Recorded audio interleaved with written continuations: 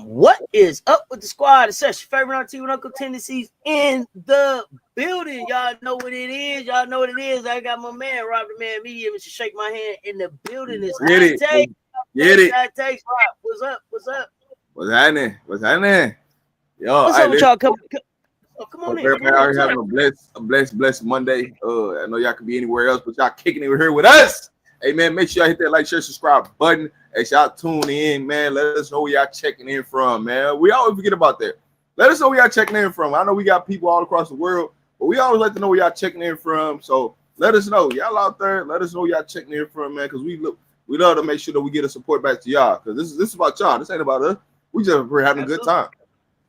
Absolutely. Y'all run them likes up coming in the door. Hit the like and the share. Why? Because they both right there on both of the platforms. On both of the platforms, five of y'all hit share and put share in the chat. We got Houston in the building. AB, what's happening? Until us. So you reminded me of something. And it made me change it made me change my theme for Monday. Right? So you reminded me that on Monday, I talk to everybody. I talk to you. Sometimes I talk to Political Lil. I talk to you. I talk to HD. We get Coach Rowe in there. We do some book club. It's kind of a hot seat kind of Monday. It's kind of a hot seat Monday. So we got hot takes. We start the day off with hot takes right now. Right now, hot takes is the show to start.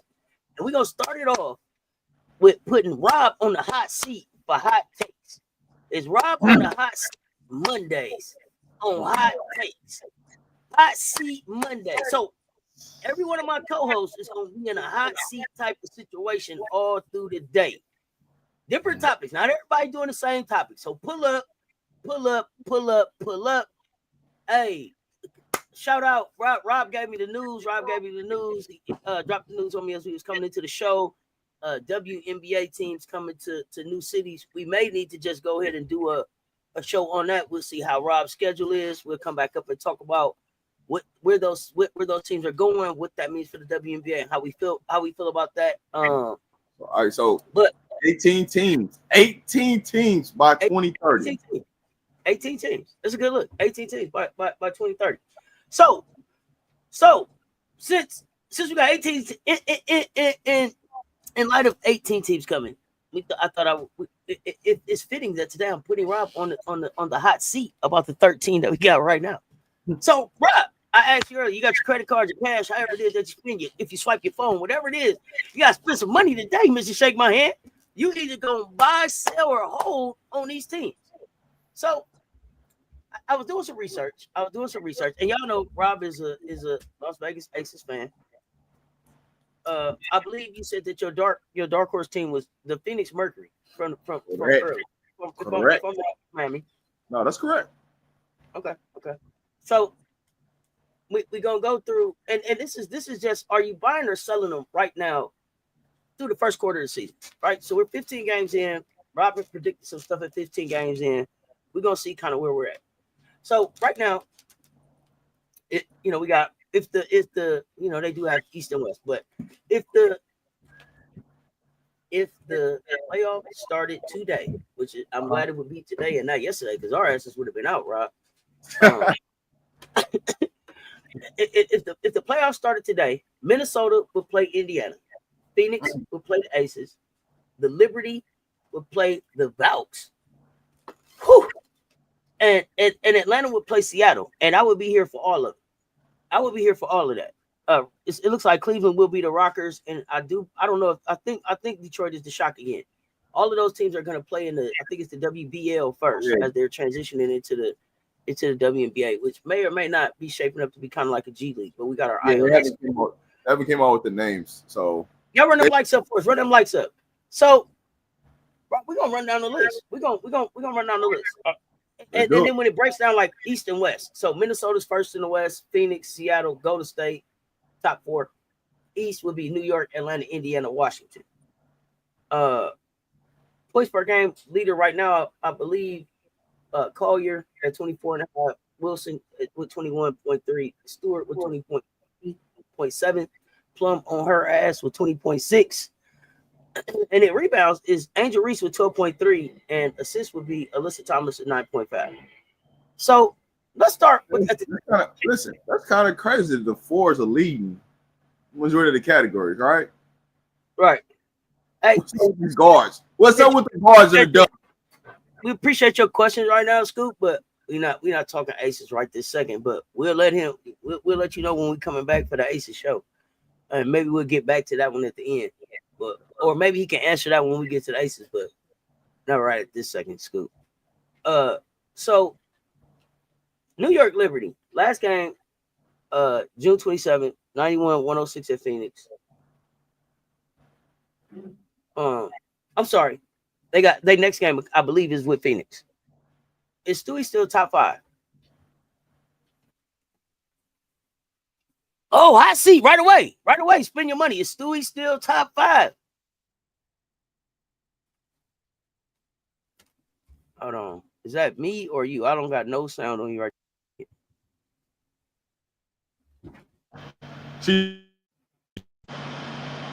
still top 5. Top five overall in the top 5 overall in the dub. Yeah. She's still considered top 5 to me. I got Asia. You know, that's my number one. I'm not gonna put everybody like number wise, but when you go across the league, I have Asia, I got Stewie, I got AT. Right now, and this is this year. I got Alicia Gray top 5 right now. Just the way she's right now.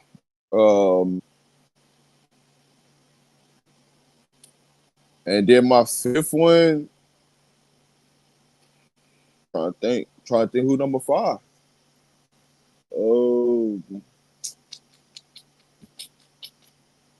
well, you don't have a 5 right now. Cause I gotta make sure. Nyquil is the biggest, is the best big. Is she top 5 in the league? She not top 5 in the league. She hurt. Healthy. Is she top 5 in the league? No, not this year. She round out to the top 5. Not this year. Not this year.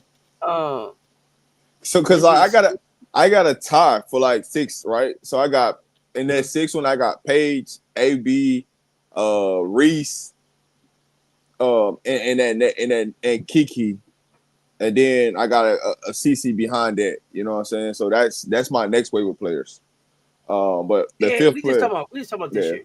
Yeah, that's what I'm talking about. Just this year. He on the hot seat about these teams this season. Yeah. Are the bench holes killing New York, or are they manageable? Yeah. Heating up over, ain't he? Heating up. Let's go. All right, so listen. Let's go. When you look at New York, the biggest thing they lost was their wings, right? And they never replaced them. They thought they replaced them with Sabally and Burks, but they really didn't. So I can't necessarily say the bench is killing them. What's killing them is their wings that they don't have. So, oh yeah, I forgot about Fee. There's your 5th person, Fee. There you go, 5th person. Okay. Forgot about it. Okay. All right, got it. So, do you consider Mondello a playoff coach or a regular season boss?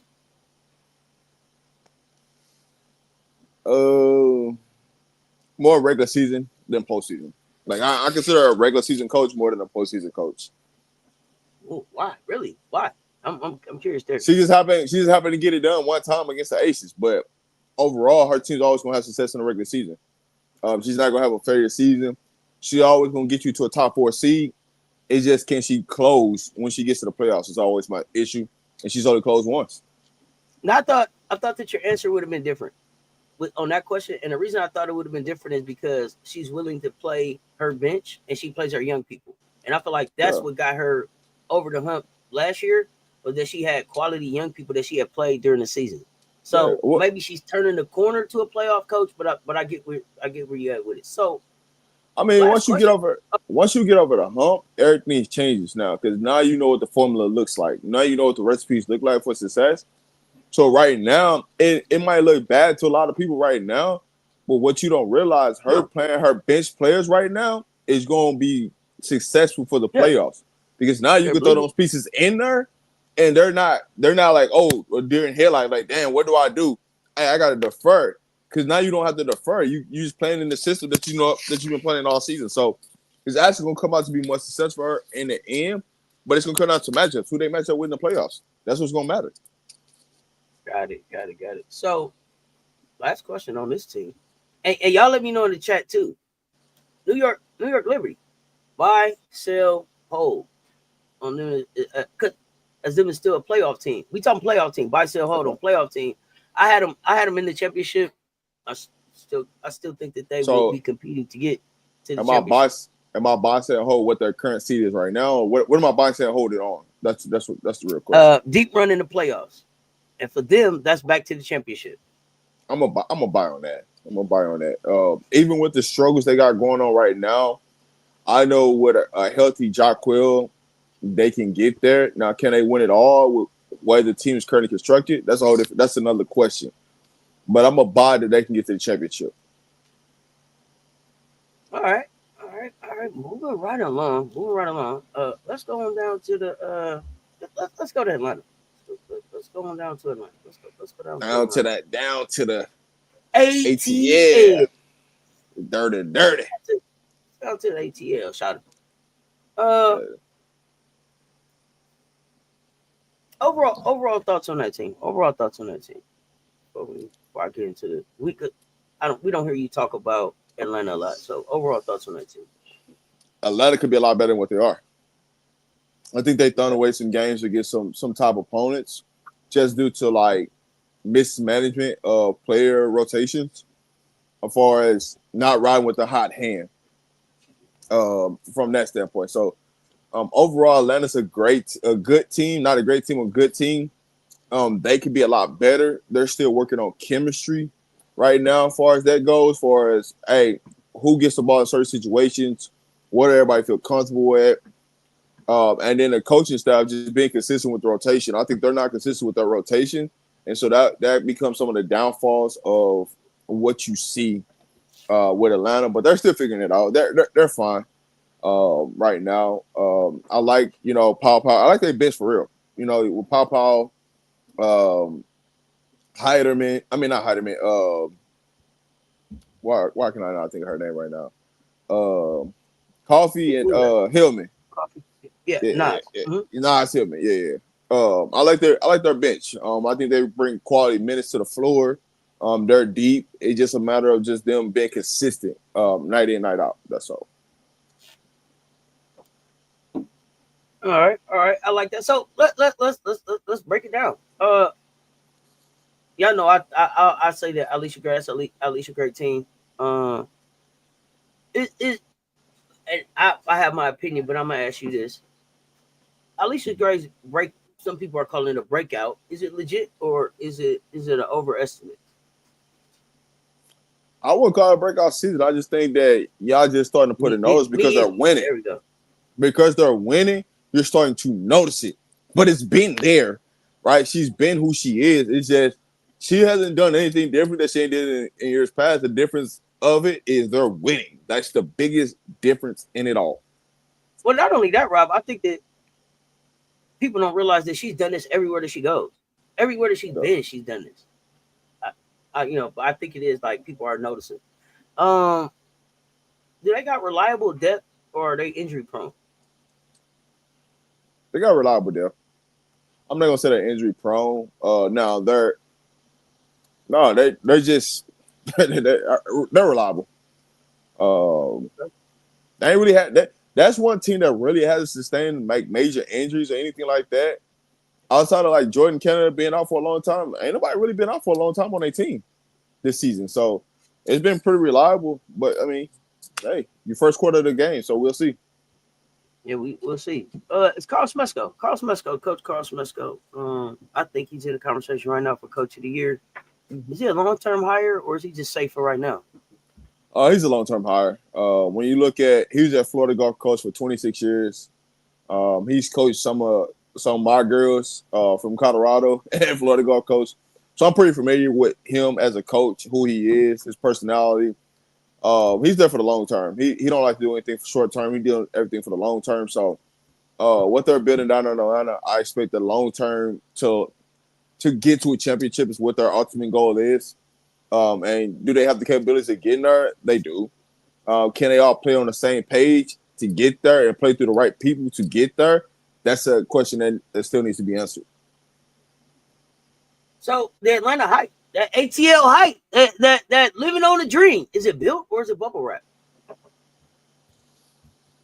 They're building for it. How long it's going to take them to get there? It's a good question, right? Because you got to see what they do in the offseason, right? With this team, knowing that there's 2 more teams coming, it's going to thinner out the players. So now, what does your team look like next year when all the talent is starting to thin out? Because each year from now, a team has been added to the league. So as a team gets added to the league, guess what? The talent is spreading out more and more and more. So when is going to be the right time for you to get it done? And so when you look like a team like a New York that, quote unquote, have all these players they're playing, they're going to have to lose some of these players. So their talent pool is going to limit. So who can they get there, right? Minnesota, they're going to lose some of their bench players. So what does that look like? I want to push back on that a little bit. And the reason I'm pushing back on that a little bit is because I feel like where we're going now in these next few years, we're going to start to see more and more players that get drafted actually stick in the WNBA, right? Yeah. So instead of having eight new hoopers, and they coming in as hoopers, like they're not coming in like we waiting to see our turn. They coming in like Kiki Irvin, body slamming you and getting right to work, right? So I feel like, and it's not gonna be long term, but maybe over the next 3 to 5, and you probably have a better gauge on like time frame. But we're gonna have like an expansion of the quality of players in the draft that will be able to stick in this league, and so we're gonna see a lot of parity first, and then I think we'll start seeing the kind of stuff level up. But that's just my thought there with the bubble up of talent that's gonna come through here between 26. What I would tell you is that the top teams in the league right now, they got about a 2 to 3 year window right now to win it. Again, if they don't win it, the top teams, if they don't win it in the next 2 or 3 years, it might be a hard time getting back because they might not have the players they got on their roster currently right now. They might move on to another team. Got you. I want to back up to Atlanta, and I am seeing the comments now. I apologize, y'all. I was not seeing anything on my side in StreamYard, so I was working blind over here. What up, Pharaoh?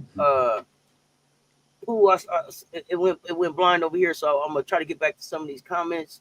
But I'm working with the technology as it's working with me today. So, I see Marty Holmes saying the difference for Atlanta, a star big in their prime. BG is good, but she is only good for stretches. But my thing is, with Atlanta is, BG is only good at stretches, but they only brought her there to be good at stretches.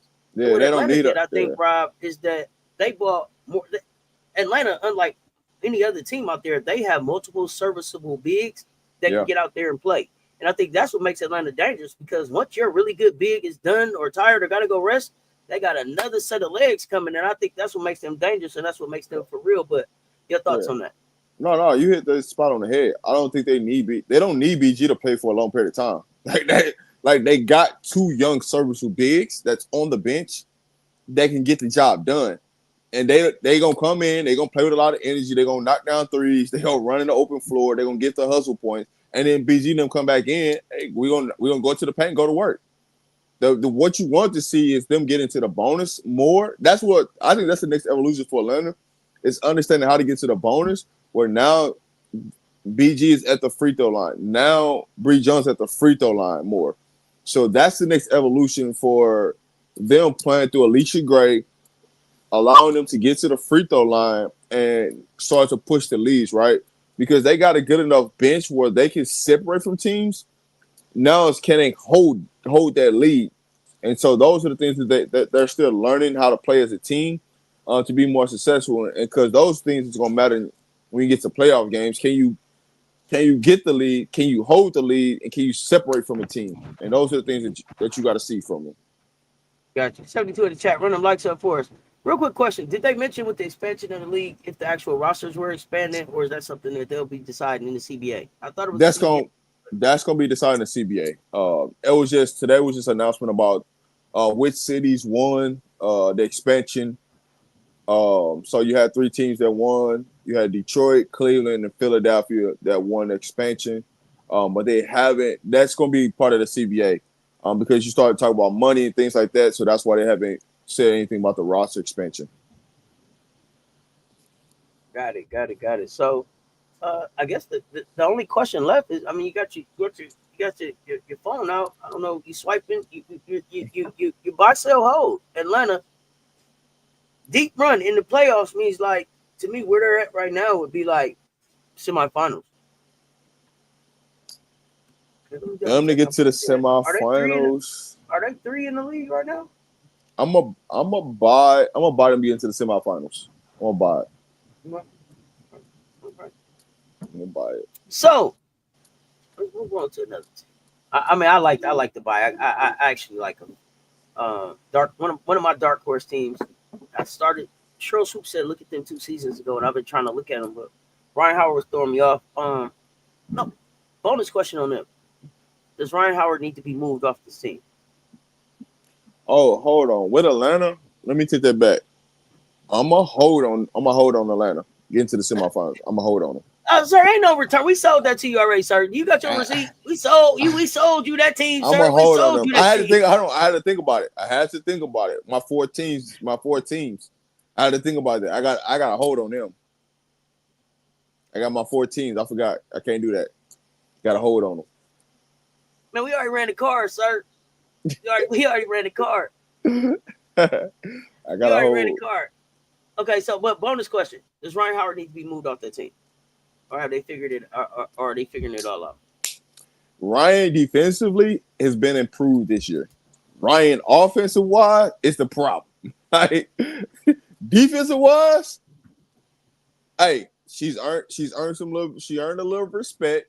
She's putting a little bit more effort. She's moving her feet. She's taking on assignments. She wants to, guard certain players. I'm cool with that. Offensive wise, still trying to figure out what the hell she's doing offensive wise, but she's fine. So, yeah, excuse me. We getting the fiber optics installed. So if y'all hear them drilling over here. All right, so let's move to the next team, Indiana.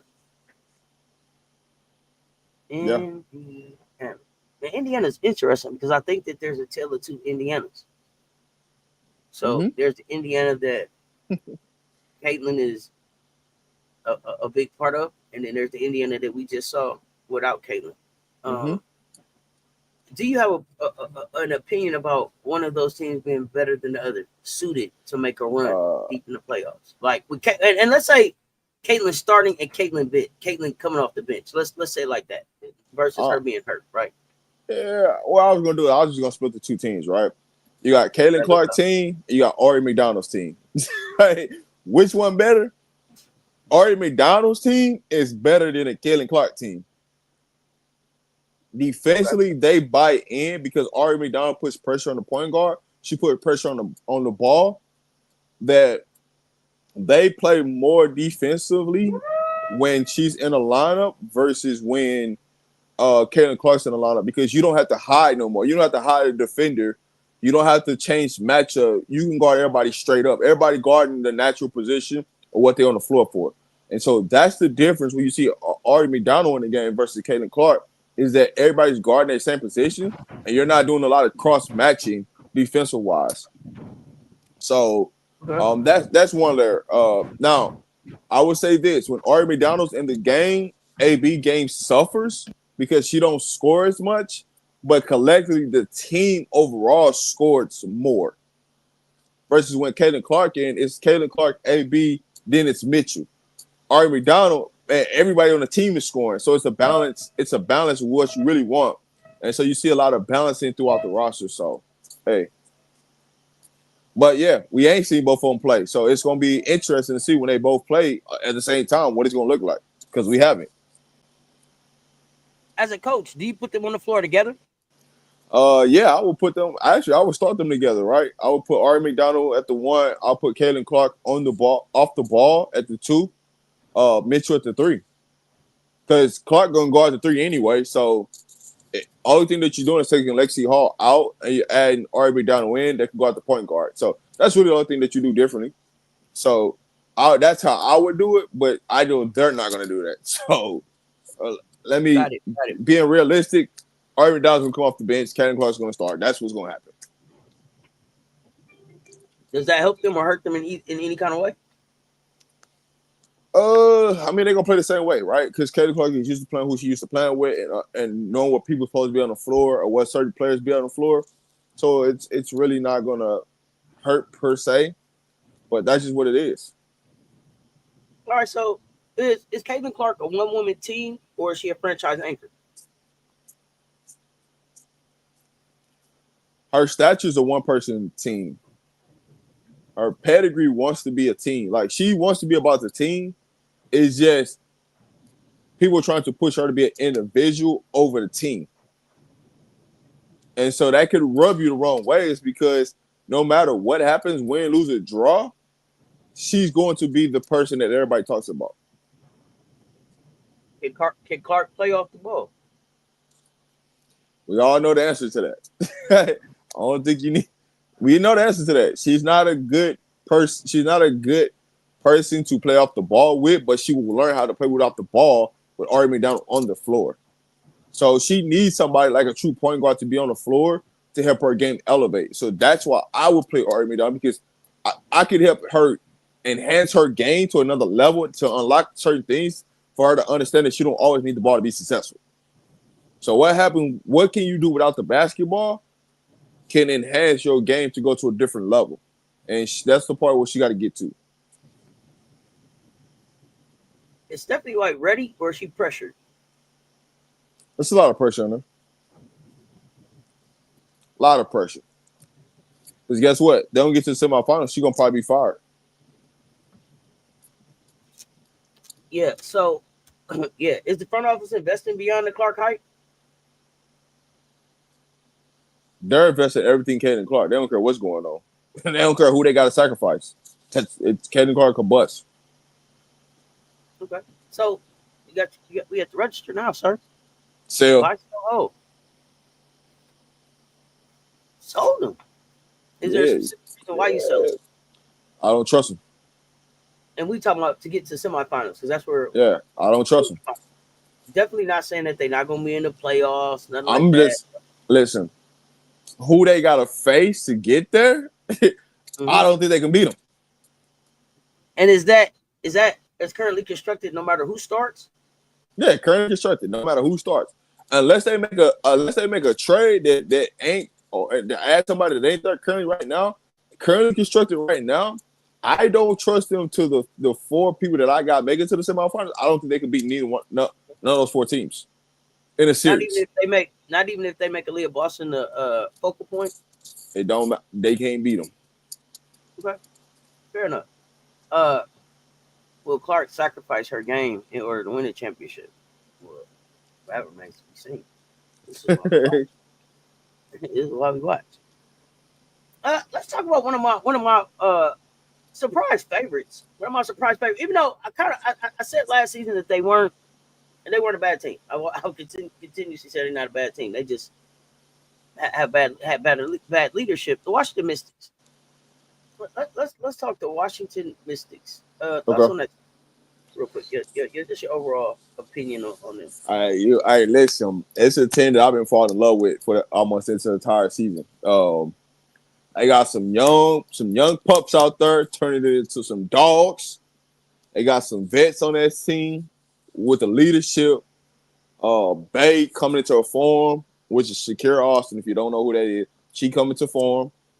You got Brittany Sykes doing what she do, leading this team, bringing the leadership, talking to the players on and off the court, investing into the younger players. You got another vet in Dawson that, you know what I'm saying, just helping out anywhere she can, being a serviceable player. I just think they got the right chemistry. They're playing everybody. So they ain't like nobody sitting on the bench. They playing everybody. If you on the roster, you playing. All right? If you ain't trying to contribute, you ain't on the roster. Hey, I like what they got going on, and they developing. And they developing their players out there. So there ain't no bias. Hey, listen. They ain't afraid. If you ain't got to go in that game, they ain't afraid to sit you down. That's one thing I noticed about Washington. Hey, when Kiki ain't got it going, she on the bench, somebody else in. Brittany Sykes ain't got it going on, she out the game, somebody else in. Bay ain't got it going, she out the game. They got somebody else in. So they not afraid to play nobody. They're literally not. So man, what you see from Washington is they looking good out there. Now I'll say this: they need to probably go get another point guard. That's what I would say, another ball handler, and that'd be fine. So I don't know. Washington's weird to me. We saw them beat the Mystics. We saw them beat the Aces, and then we saw them lose to the Wings. No. So definitely a young up and coming team, playoff bound. Like I said, they lost some games earlier this season that are going to help them win some games later this season. Young team growing up and coming. I really like them. So let's get into it. Let's get into it.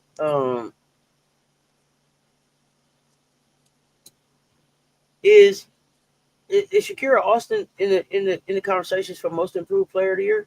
She's definitely in that conversation.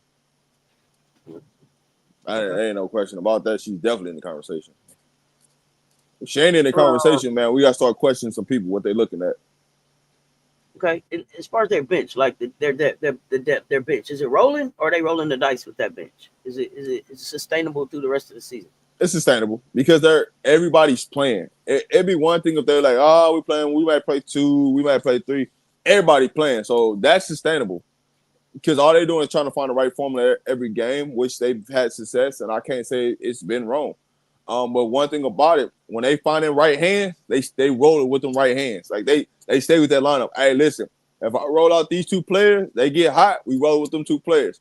If them next 3 players come in and they work with them 2 players, we keeping that lineup in. So that's one thing I can say about them is that it's sustainable for sure. With the changes that they made, like with the changes that the ownership has made since last season to now, can you trust them to like be invested in bankroll and winning now, or are they still kind of on the fence? It's to be determined. To be determined with it. Okay. I feel like they did a great. I think they did a great job with drafting. And now they probably won't go get a backup point guard because the person they had to be their point guard got hurt, which is Amos. She's hurt, right? She's out with torn ACL. Georgia Moore, yeah. Mm-hmm. So that might be the problem of why they might not go get a point. But if they had another point guard or another ball handler, that's really why they lost a couple of these games, though. Why they lost that Dallas game, point guards kept turning the ball over. So if they don't turn the ball over, it's hard to beat Washington. Washington already lost games because they turned the ball over. Not because they wasn't in the game. They just lost because of turnovers.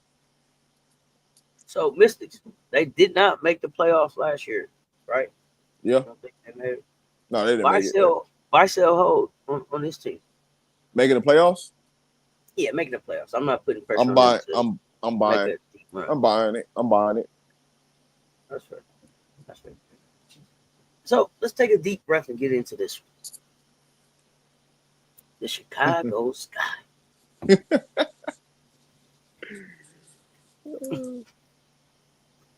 The Chicago Sky. The Chicago Sky. Let's talk about the Chicago Sky. I'm here for it. Overall thoughts on the team.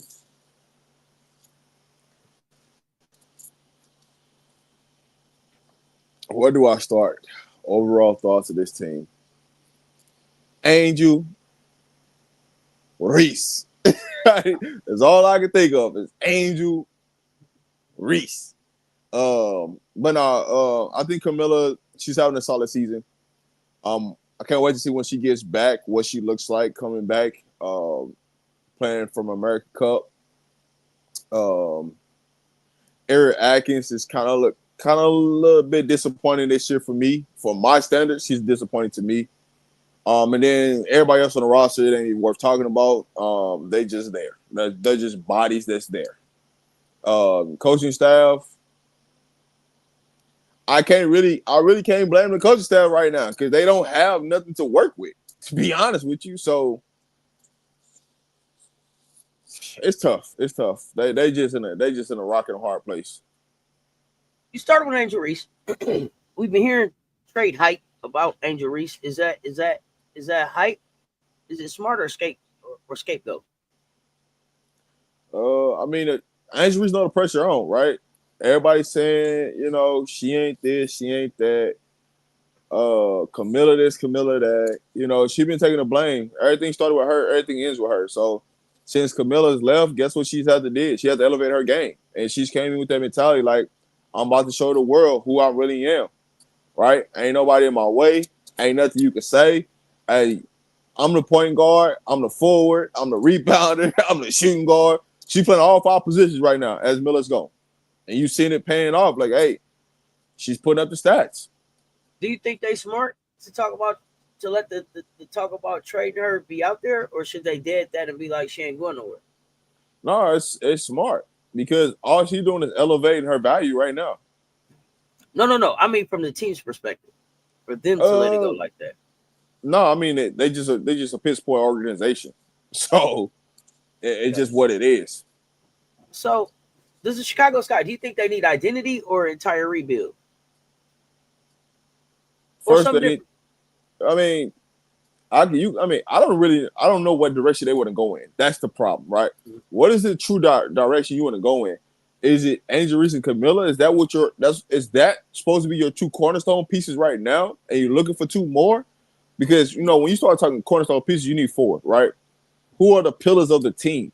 They don't got 4 of those. They got 2 of them, but do them 2 pieces work well for you to be successful? That's the real question. Because when you're watching how Angel Reese is playing, she's playing without another center in the game. It's just her with freedom of motion. Right. So now when you bring back Camilla, now what does that look like? Because now you got somebody that's in the paint because she's doing work down low. She's doing work from the outside. Now when she comes back, what does that look like? Gotcha.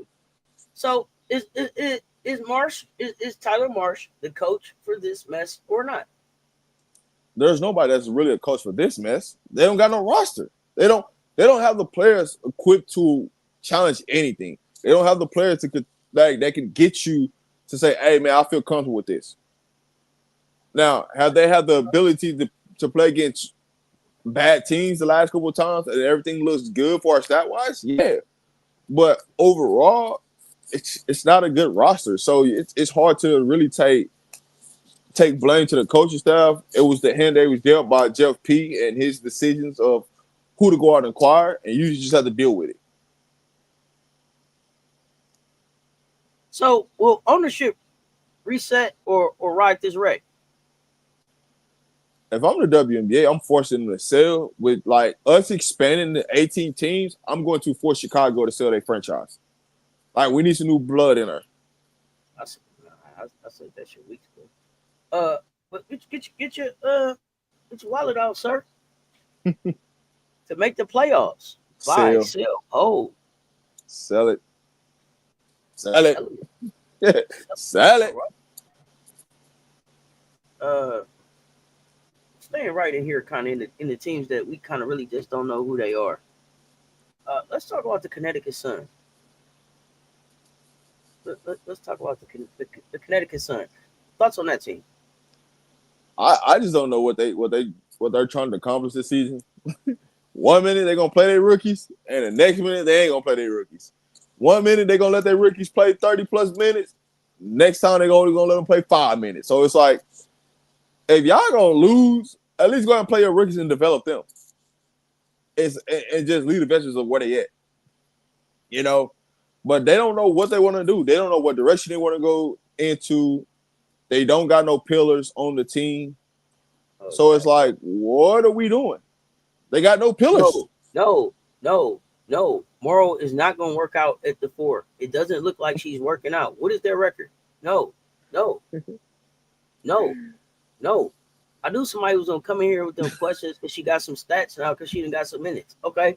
So Morrow did all of them. Morrow looked like it's working out for her. What has it done for the team?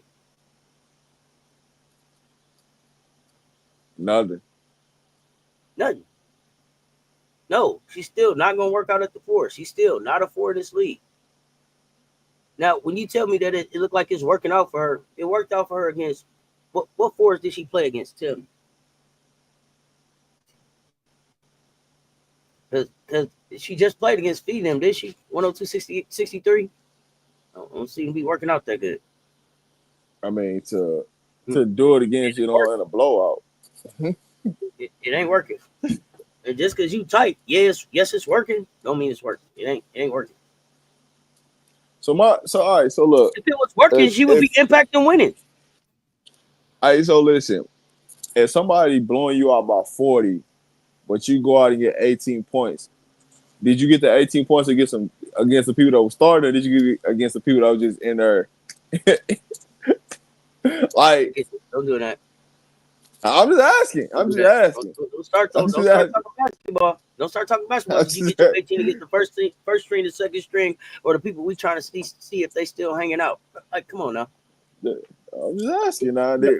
How did she get them? Because what blows me? Every time Morrow has a good game,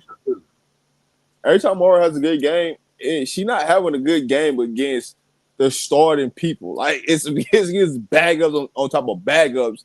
They just having a game. It just has to be a blowout. That's how she gets them stats coming. Like, you know what I'm saying? When you say that, like, I feel like Sanaya Rivers is having a more impactful rookie season for the Connecticut Sun than Anissa Morrow because of the times that she's playing. She's starting games. She's on the floor like against the best players on the other team. Morrow ain't that all the time. Morrow is a 3. Yeah, she's a 3. We know that the sky got destroyed a few games. You ain't coming and telling us you got 18 from the C team. I mean, listen. You got 18 against the C team. Like, that don't make you an 18. I'm gonna say this, so I'll tell all Morrow. I don't gotta get the fuck out of here because this says Talk Sports. If you want somebody to leave, that would be you.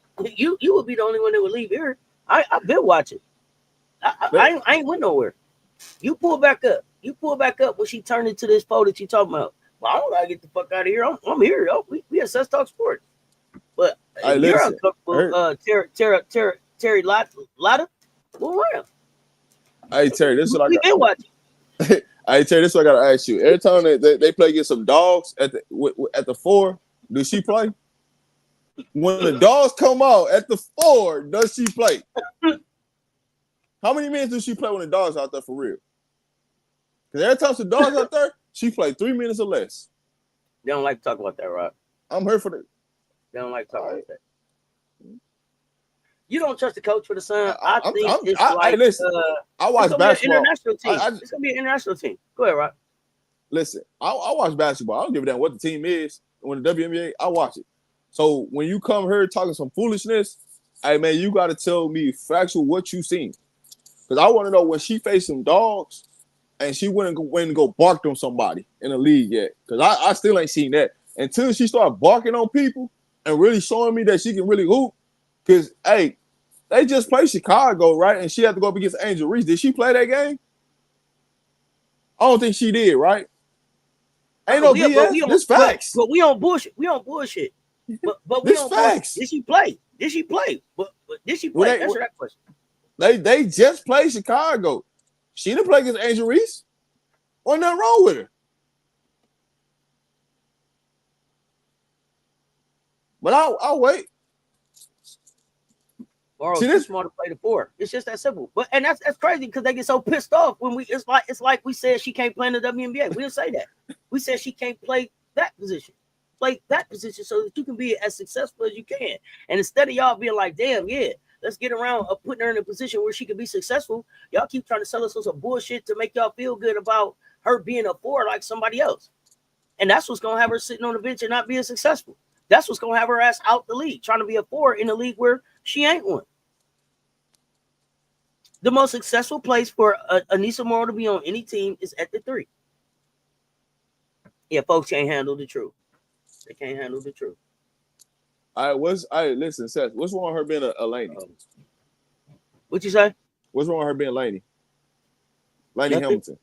Like, what's wrong? Like, what's wrong with that? Now, instead of having a conversation with us, he want us to die.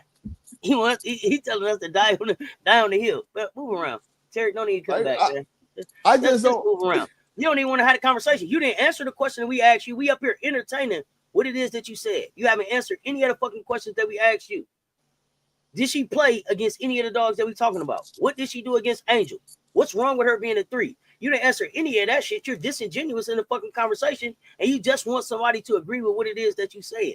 This ain't that fucking channel. We have basketball conversations over here with real basketball facts behind them. If you not hear about that, move the fuck around. Rob will be nice if he want to shake your hand and tell you thank you for engaging. I don't care if you're here or not. I ain't for everybody. I'm not saying that she's ducking smoke. I'm saying that she's not a 4, and her team should put her in a position for her to be as successful as she can, so that she can impact winning for them. That's what I'm saying. How can we say she ducking smoke? Her coach the one making the call. Hey, her coach feel like she ain't supposed to be out there. She ain't out there. So they want to put something. We ain't saying she ducking smoke. It ain't about ducking smoke. If she was capable of playing up against, a 4, her ass would have been on the floor against the 4s that was out there hooping. She don't get out there when it's them. She get out there against the 2nd and 3rd string. She don't get out there when the dog's on the floor. Y'all tell me your favorite moment against Anissa against Angel. Tell me your favorite moment against go ahead. So she didn't play against Angel. All right, so was she out there on the goddamn floor when they played Vegas? Because they played Vegas twice. Has she got to Angel Wilson yet? Damn, has she got to Kia Stokes yet? Kia Stokes ain't hard to guard now. But I'll wait. Don't talk about Kia Stokes. Don't you talk about that husky. Man, no, man. I'm tired of it. Listen. Hey, man, I hate when people come in here with this notion. It's like, yo, like, what are we talking about? If her coach not putting her out there, how many minutes did she play against Vegas?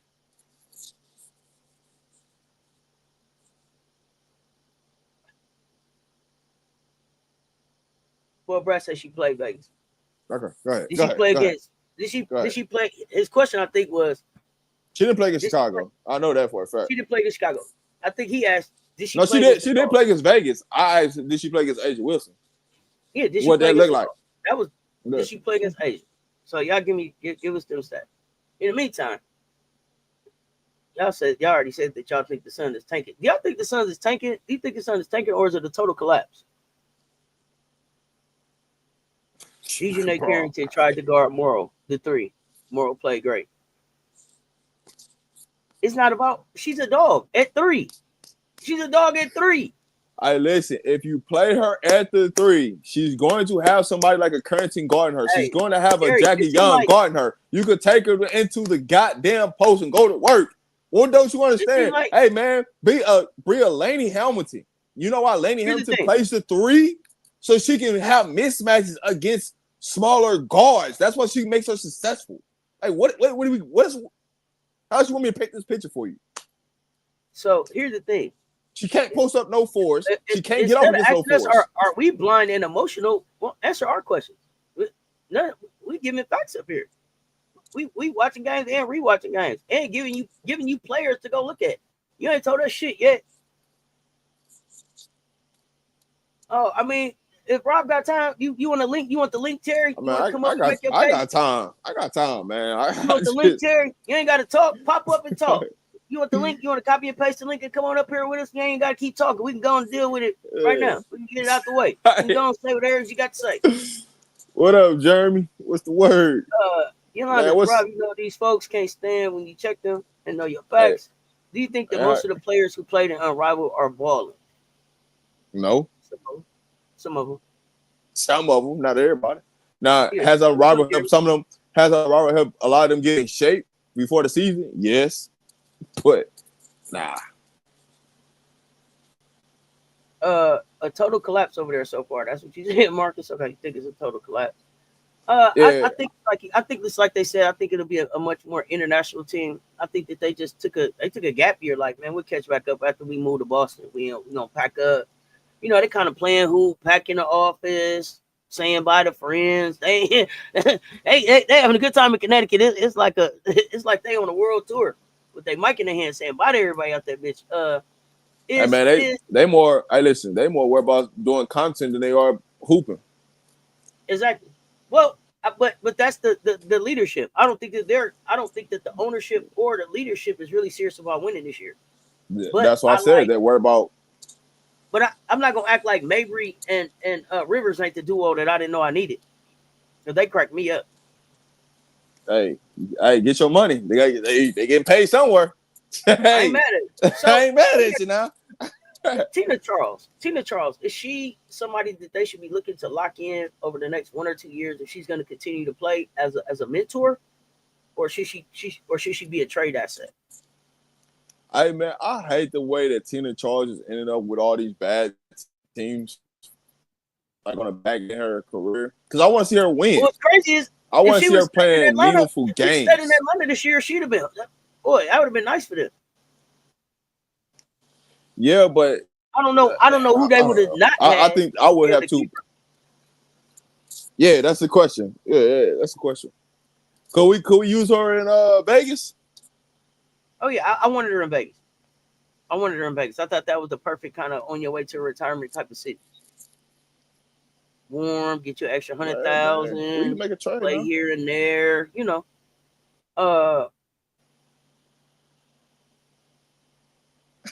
Let's see. Yeah, AR been on demon time. Tina should have taken her out to Vegas for less money.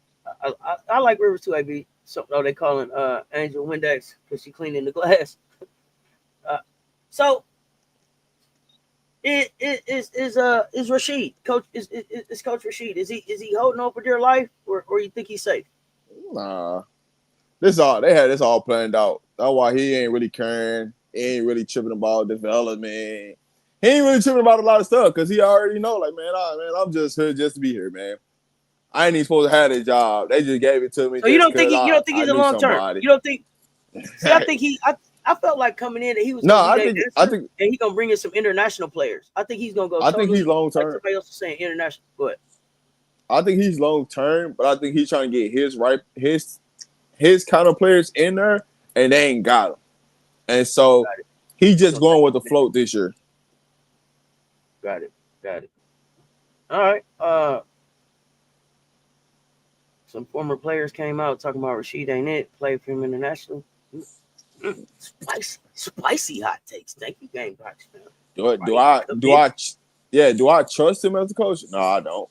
But I ain't gotta play for him, so I ain't know his coaching staff. So it is what it is. Fair. So let's talk about the Minnesota Lynx. We're in the Feast Collier's the leader. Is Collier MVP locked? Oh, by the way, I'm temporary. Well, by the way, I'm still on the Suns. I forgot. Yeah. I didn't even want to ask. I didn't even think you meant to register on them. Yeah, it was a sale on them. I meant to ask. My bad. Minnesota Lynx. Nafisa Collier is the leader. Your thoughts first on Minnesota overall, just overall as a team. Minnesota looks suspect, very, very suspect. I expect them to win Tuesday. Not yet, Gamecocks fam. Not yet. Yeah, I expect them to win Tuesday against the Fever for the championship. That's the only championship they're gonna get this year, so I expect them to win that. And get their money, and then outside of that, they're gonna go back to reality. But overall, I just don't know what Minnesota got going on. I just don't know. They don't look.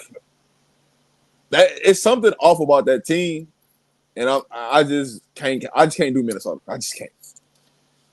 Fee, she's been solid this year. MVP talks, but she's also been out the lineup, so it's making her MVP talks look better in conversations because she's missed time and how they're looked. They're still won some games, but they also struggled a lot in those games. So it's kind of interesting to see. But it is what it is. They look bland to me. So all right, need some seasoning. All right, I got it. So Collier, is she locked in for the MVP, or is that momentum temporary? How you feeling about this MVP talk?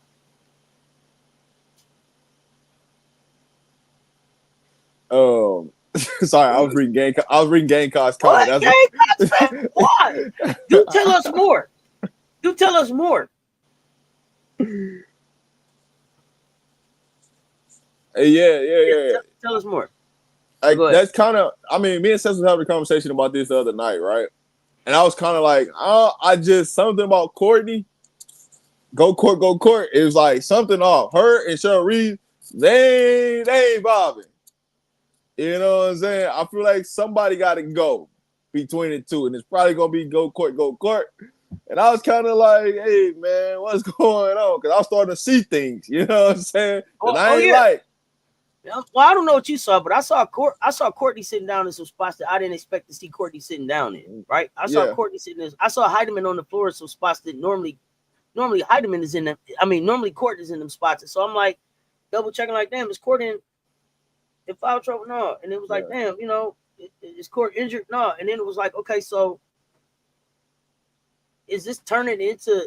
Do they want this to be Heidemann's team? Is she the younger, cheaper version that they're looking for? Is what Heidemann did in Unrivaled raising her stock a little bit? But then I see yesterday, in when it was time to really go close, in some of these situations, it is still go Court back out there. So I'm trying to figure out, like, is Court getting her highlight tape together to make a trade, ask for a trade to go somewhere?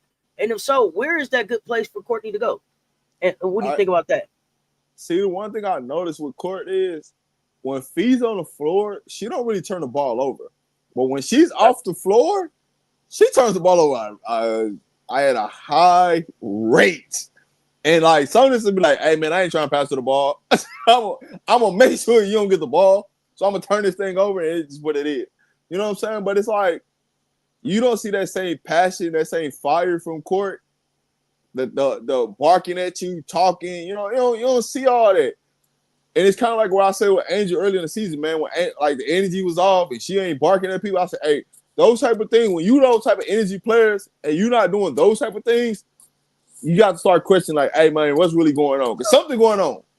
Let's go back for a minute. And we're not gonna stay on Minnesota forever, but let's go back for a minute, because I said something, and we weren't doing the show at that time, but I said something at the end of the WNBA season. The last game, New York was the champs. Cheryl Reeves sat down and threw Courtney totally under the bus. We could have won this game if we had got more out of our main guard. And I feel like that shit was so disingenuous. Just like, really? Like, all of these other people y'all talking about, MVP, McBuckets, all of them, and it's Courtney's fault that y'all didn't win the championship? Yeah. I don't know if y'all remember. Y'all know how I take my medicine. So the stuff that I remember. And I remember it.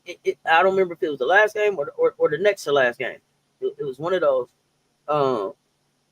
I mean, Courtney gave everything she had on the floor. I remember she went up for this monster rebound, got up against everybody. I mean, up over Jonquel, Stewie, everybody. Like, yo, I'm going all out to try to go get this championship. And I just wonder if she's burnt out on them. Like, yo, when I put y'all on my back and was like, yo, let's go get it, y'all didn't rally with me. And I'm rallying with y'all all the time. Like, when y'all like, go Court, I'm going. And they fizzled out on Court last year, I felt like. When it was time to go be dogs, they fizzled out a little bit. And so I just wonder, is it kind of like, man, I ain't getting in the, man, I bet you I won't get in the street fight with y'all again, because when it was time to scrap, I was the only one really fighting. And everybody was standing around looking and taking pictures or whatever. So yeah, I ain't finna just be wearing myself out for the team. That's how I'm asking. Could it be something like that? Y'all tell me what y'all think. One of the things I always tell people, when you get to the championship game, to get back there to fall in it's the hardest. Absolutely. And the reason why it's so hard is because you don't have that same motivation that you had that first season, trying to fight to get there, that hunger to fight to get there. Mindset. That's that you start taking things for granted. And because they've had a soft schedule at the beginning of the season, it hasn't really hurt them. But when they start to get into playing like all the upper echelon teams in the league, what does it look like then? Like when you actually have to go through a real tough part of the schedule, what does it look like then? They haven't really had to play that tough schedule yet. So it's all, peaches and roses and all that right now. And they got problems going on. So when it really gets tough in the season and they might get some back-to-back or go on a 3-game losing streak, we're gonna really find out who Minnesota really is. Mhm. And so I just They need don't. a true point guard. They Calling the out hunger. Gamecocks is calling out that Cordy is natural too. So, do they need a true point guard? Yeah, they do. Yeah, I mean, Is Heidemann? Would you Court consider Heidemann a true point guard? is a combo guard, which I don't. I mean, for them, they can play so many different lineups. That it's weird to me. They can start Heidemann, Court, McBride at the 3, Fee at the 4, and man, they can do so many different things. I just think it's something's not clicking up there. So, something not clicking. I'm gonna go right here. Then Cheryl Reeves, is she still the GOAT? Is she still a GOAT coach, as they call her, or is she kind of stagnant and dated now? She's a go to who? That, I don't look that's at. I don't. I don't. Yeah, I don't. I don't look at that's the how GOAT they coach. refer to her. That's Yeah, how they refer to her, as a GOAT coach. So I don't look at the GOAT coach. If you don't say as a GOAT coach, let's say, is she still the coach that can get it done with this team, or is she dated? Like, you see some coaches say, like Dawn said, like in her book, she says Malaysia made her turn into like Dawn 2.0. You gotta turn the page with some of these players to be able to meet them where they are. So, is she still relevant in this era, or is it time for her to move on? Like, head on out, Cheryl. Well, the problem with Cheryl is she never plays a young player. So what's always going to hurt her in the end is not playing your young players that can help you win championships. That's what's always going to hurt her, because you got. It's not like Minnesota doesn't have talent on the bench. They got talent on the bench, but if you ain't developing throughout the season, when you need them the most, they ain't gonna better show up for you. So you're gonna live and die with your 6 best players because you just don't want to play younger players. So in that sense, I just don't trust Cheryl Reeves to ever win your championship in the W. I don't. But that's just me.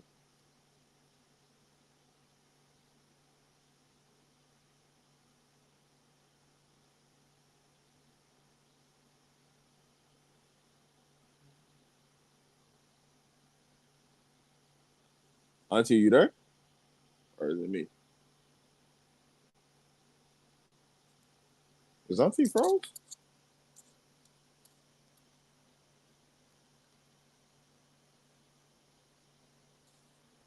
All right, y'all. Auntie froze, or am I froze? Oh, she froze. All right, I thought I was tripping for a second.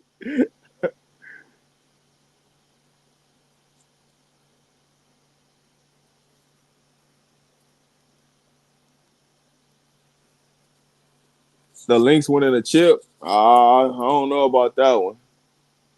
I don't know about them winning no chip. I don't know about that one. I don't know about them winning no chip, but hey, we here for it, so let's see. Am I buying saying hold on the Lynx this year? I'm going to hold on the Lynx right now. All right, y'all. So I'm gonna hold on the Lynx. I do got them as one of my 4 teams to make it to the semifinals. So right now, so we got New York as one of the teams. I hold it on Atlanta. I sold on Chicago. I sold on Connecticut. And New York, and Minnesota. So I hold on them. So New York, Minnesota, I expect them to make it to the semifinals. So I got 2 more teams left. I got 2 more teams that's gonna be in the semifinals. So we gonna figure out who gonna be in the semifinals. But I got 2 more teams gonna be in the semifinals that I'm going to buy. Actually, I bought on New York. I didn't hold them. I bought on New York. I'm holding on Minnesota to make it to the semifinals. I don't got them in the finals. I got to make the semifinals. So there you have it. She'll be back. She's coming back. So y'all just be patient with me. We're gonna rock this thing out. It seems like there's a lack of true point guards in the W. Yes, there are a lack of true point guards in the W. What I can say to this though, there's gonna be some true points coming into the W. That's in the collegiate level. that's come to from college up to the pros. So the point guard play should look better, right? When you look at why a lot of these teams are struggling, is because there's really not a lot of true points in the league. There's a lot of turnovers. That's just unnecessary turnovers. So hey, that's what it is. Was Pili a bad pick for the Lynx? No, Pili was not a bad pick for the Lynx. But you got a player. How do you know she got it if you don't play her? Right? She can actually do some damage. She can actually shoot the three. She'll rebound, she'll scrap. But if you ain't gonna play, it don't matter. But once again, you talk about Cheryl Reeves, right? She don't play Diamond Miller. And Diamond Miller was the number 2 pick in the draft. She don't play her. So that tells you if you get drafted to Minnesota, are you truly going to play? Everybody that's playing is people that they acquired for the most part, not people that they drafted. The only people that they drafted on that team is Fee and McBuckets that's actually truly playing.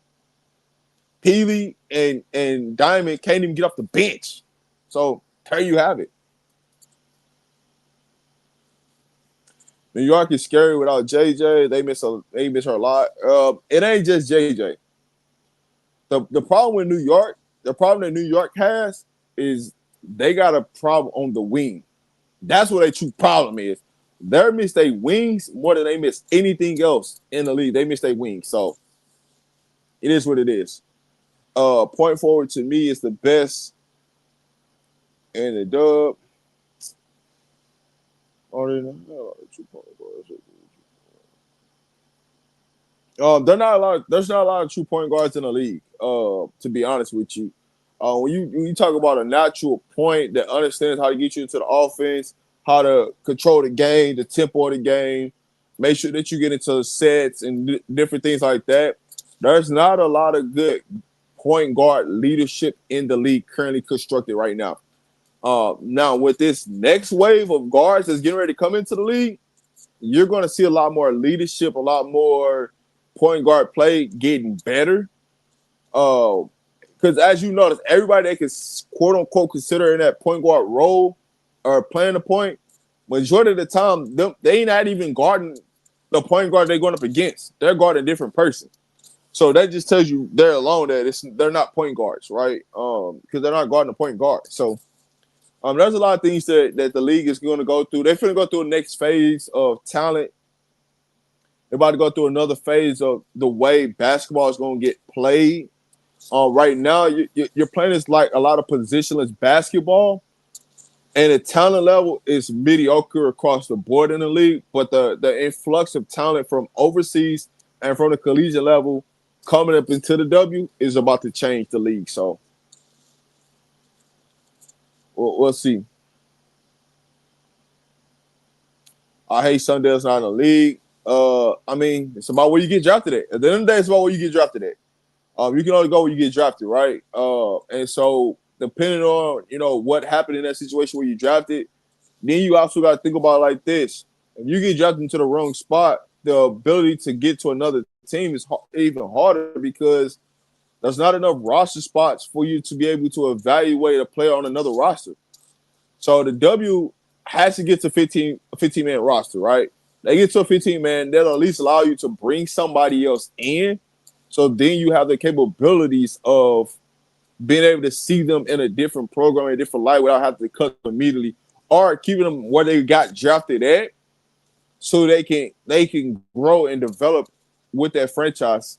That's the biggest thing, right? A lot of these players don't even get the opportunity to develop with the franchises they are at or develop a skill set because they got to cut them just due to salary, not having enough money for salary to hold on to them. So Olivia Mouse is not a good point guard. She's not a point guard, but there we have it. Don't get me started about Olivia Mouse because that's not who she is. What do you think about Breezy and Fagan? Are they being used? No, they're not. They got it. They got to develop still, right? Fagan, she's learning in LA. She's got some work to do. She's just signed a contract, so she's gonna go play overseas, which I think that's good for her. this all season, so she's going overseas to play.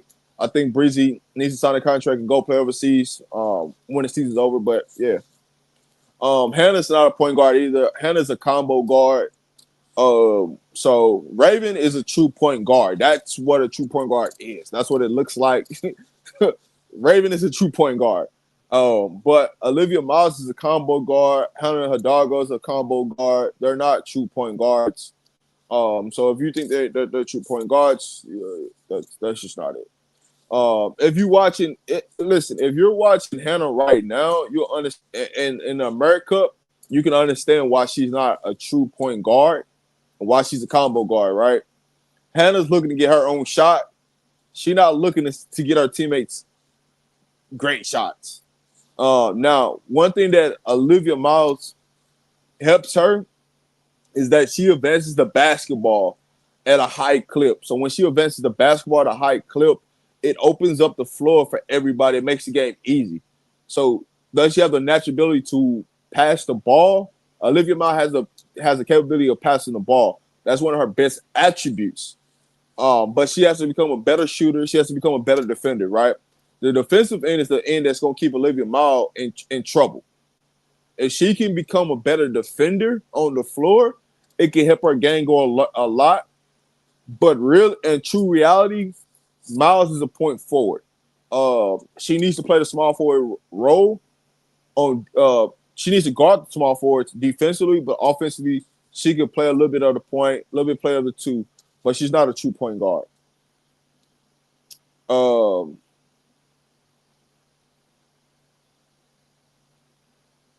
Olivia Miles is not a true point guard. I don't even.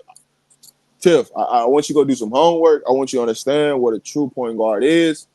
That is not Olivia Miles. She's not a true point guard. She has the capabilities of passing.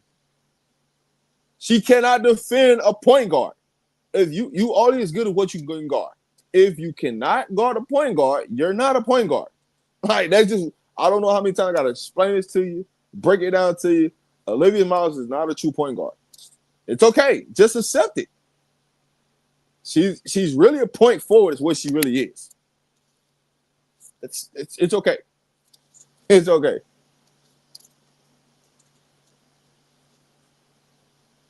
Raven is a true point guard. That's what Raven is. Raven is a true point guard. If you want to understand what a true point guard is, just look at Raven Johnson. That is a true point guard, right? They can fend the point guards. They can run the offense. They can control the tempo of the game. That brings the leadership. That's the coach, the extension of a coach on the floor. Olivia Miles is not that. Hannah Hidalgo is not that. Raven Johnson is that. That's when you talk about what a true point guard is, that's Raven Johnson.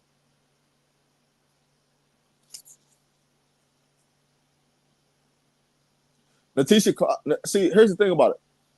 Cloud is not a true point guard either.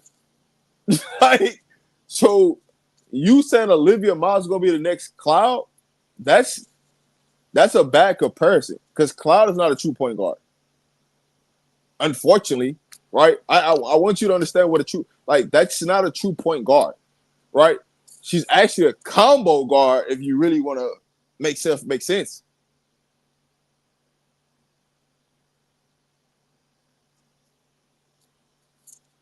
She just can't defend. That doesn't mean she's not. Olivia Miles is not a point guard. People, I just want y'all to understand that she's not a point guard.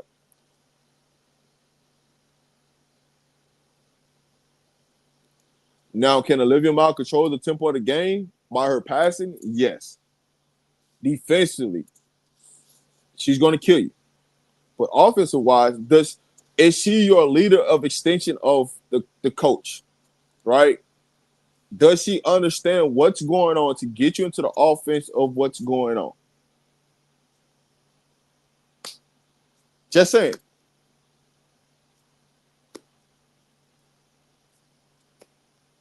You don't play Olivia. You don't Olivia play 3 at the dub. I'm just curious who a true point guard is in W or anything, Rob. A true point guard in the W is the point guard. That's a true point guard. Ty Harris is a true point guard. Skylar's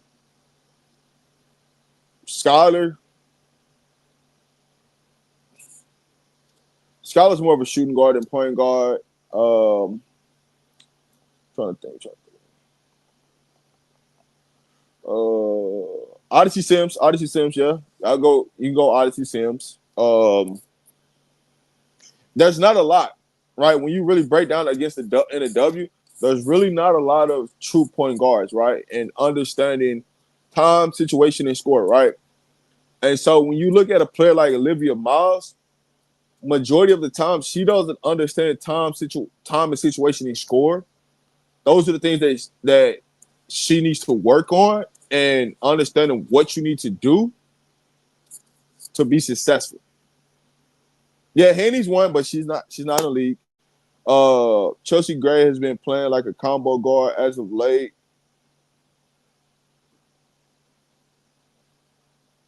Chelsea Gray is a true point guard, but the reason why she's playing as a combo guard is because Vegas don't have any wings, so they're asking her to do more than what she should be doing and not playing her natural position. So that's more of the fit of her team versus more of Chelsea Gray. So the nature of her team and what they got going on and where they deficiencies in, Chelsea Gray is trying to cover for their deficiencies. So when you look at Chelsea Gray and the actual who the person is, she's a natural true point guard. She's just in a situation where she has to cover up and play things in a different way because of Vegas. Vegas is part of the problem. It ain't Chelsea Gray in that situation. So Jordan Canada, I don't look at her as a true point guard, but she can get things done when need be. I make it simple, right? A true point guard, is a lead on the floor, right? Is a extension of the coach, right? So a true point guard understands time situation. Hey man, this person ain't got the ball in 3 possessions. Hey man, we need to call something for this person to get the ball, run the set for this person to get the ball, this, that, and the third. Like they understand how to navigate the game without you having to tell them how to navigate the game, right? And so when you look across the board, and that's why I say when you talk about like a Hannah and Olivia, yeah, they might be listed as point guards, but in reality, they're not point guards. They're combo guards more than they are point guards, which is okay. It's okay to be a combo guard. It truly is, right? But understanding time situations, that's what helps you win championships. That's truly what helps you win championships. A combo guard can hurt you for winning championships because you don't understand time, situation, score, and who to get the ball to at the right times to make sure that this thing stays afloat to carry the game on. Right? When a team go on a run as a true point guard, you understand how to stop the bleeding. A lot of these guards don't because they're not really true point guards. And so it's layers of when we talk about true point guards to who's a natural guard and things like that, you can get into things and have real conversations about it. That's all.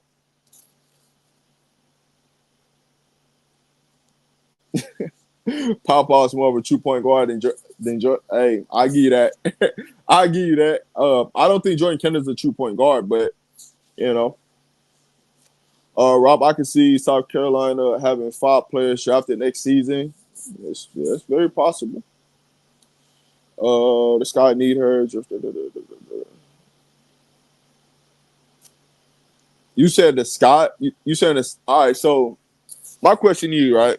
If you think the Sky needs Olivia Miles, how would Olivia Miles change this team right now if she's currently on that team? Because she has the ability to come out and be on Chicago Sky right now. So what would she have changed about this team currently constructed right now if Olivia Miles is on their roster?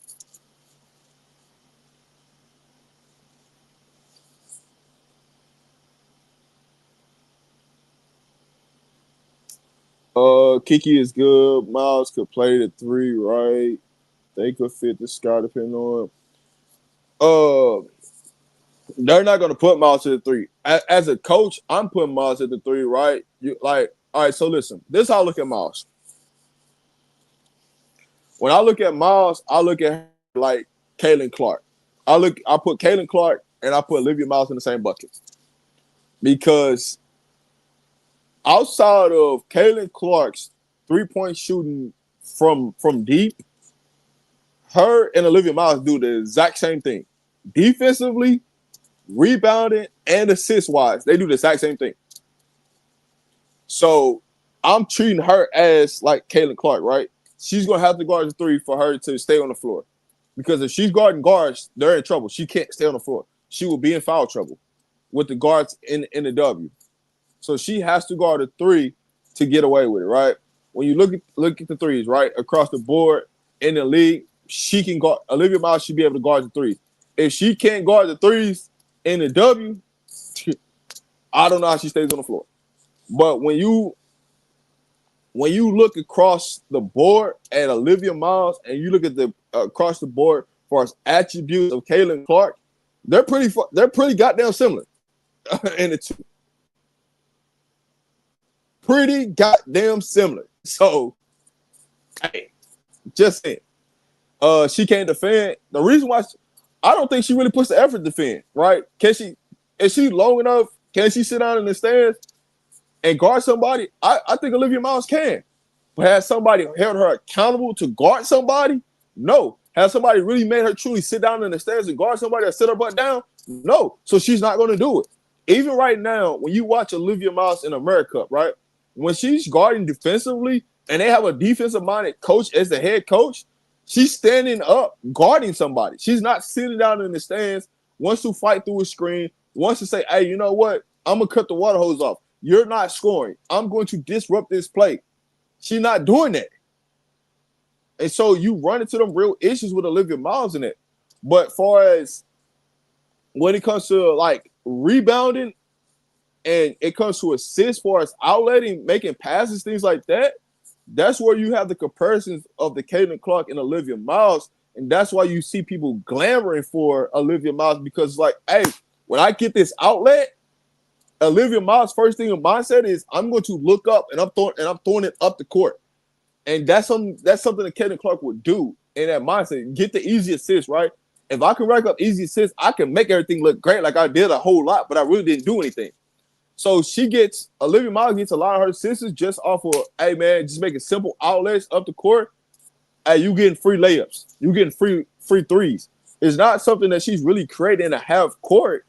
She's getting a lot of her assists in open court situations and not half court situations where she's breaking down the defense. She's really getting down, getting into her bag, getting into the nail of the floor and making assists. That ain't what she's doing.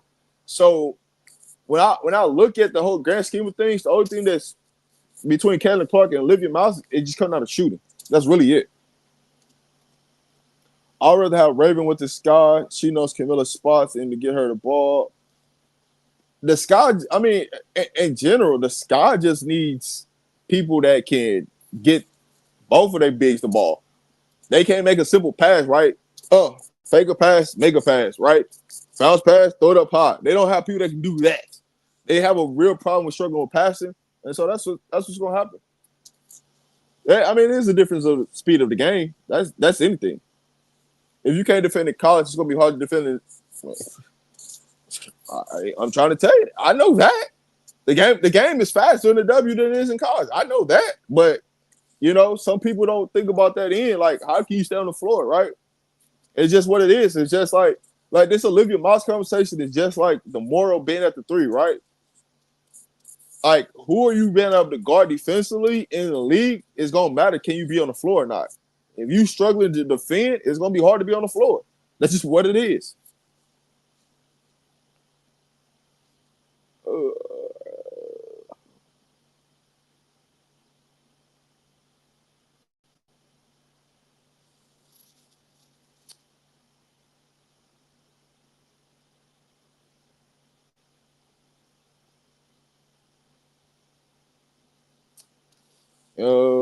I'm trying to make sure I get everybody. I'm trying to make sure I answer everybody's question, y'all. So if I make sure I apologize, I'm trying to make sure I answer everybody's question.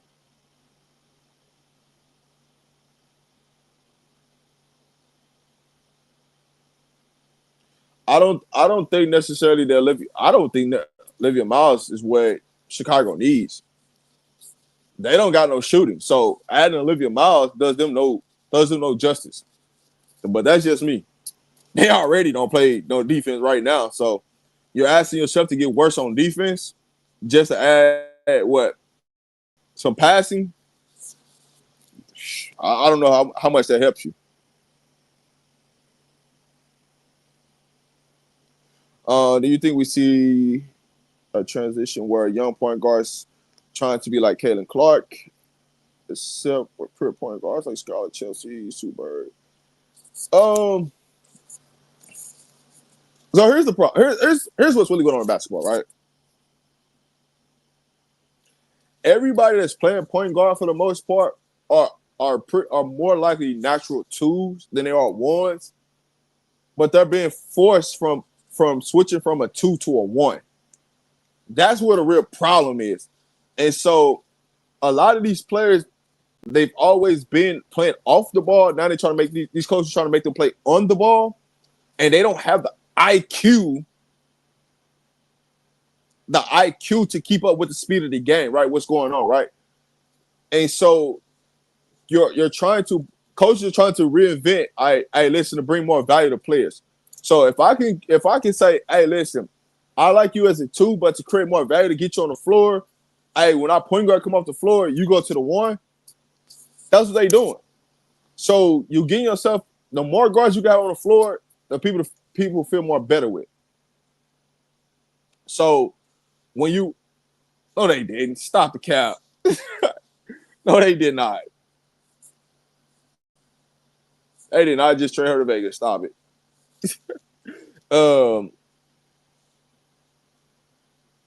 They did not just trade her to Vegas. Stop it.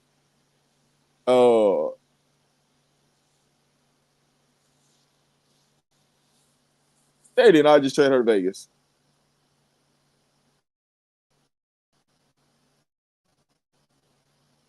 Oh shit, they did just trade her to Vegas. Oh, my bad. You got it. Hey, we got to trade, baby. We got to trade. The Aces just made a trade. Now, Alyssa Smith is to the Aces. Hey, Stokes, you got to sit on the bench. Stokes, you about to be on the bench. Hey, we might be working with something now. Hey, let's go. What we doing?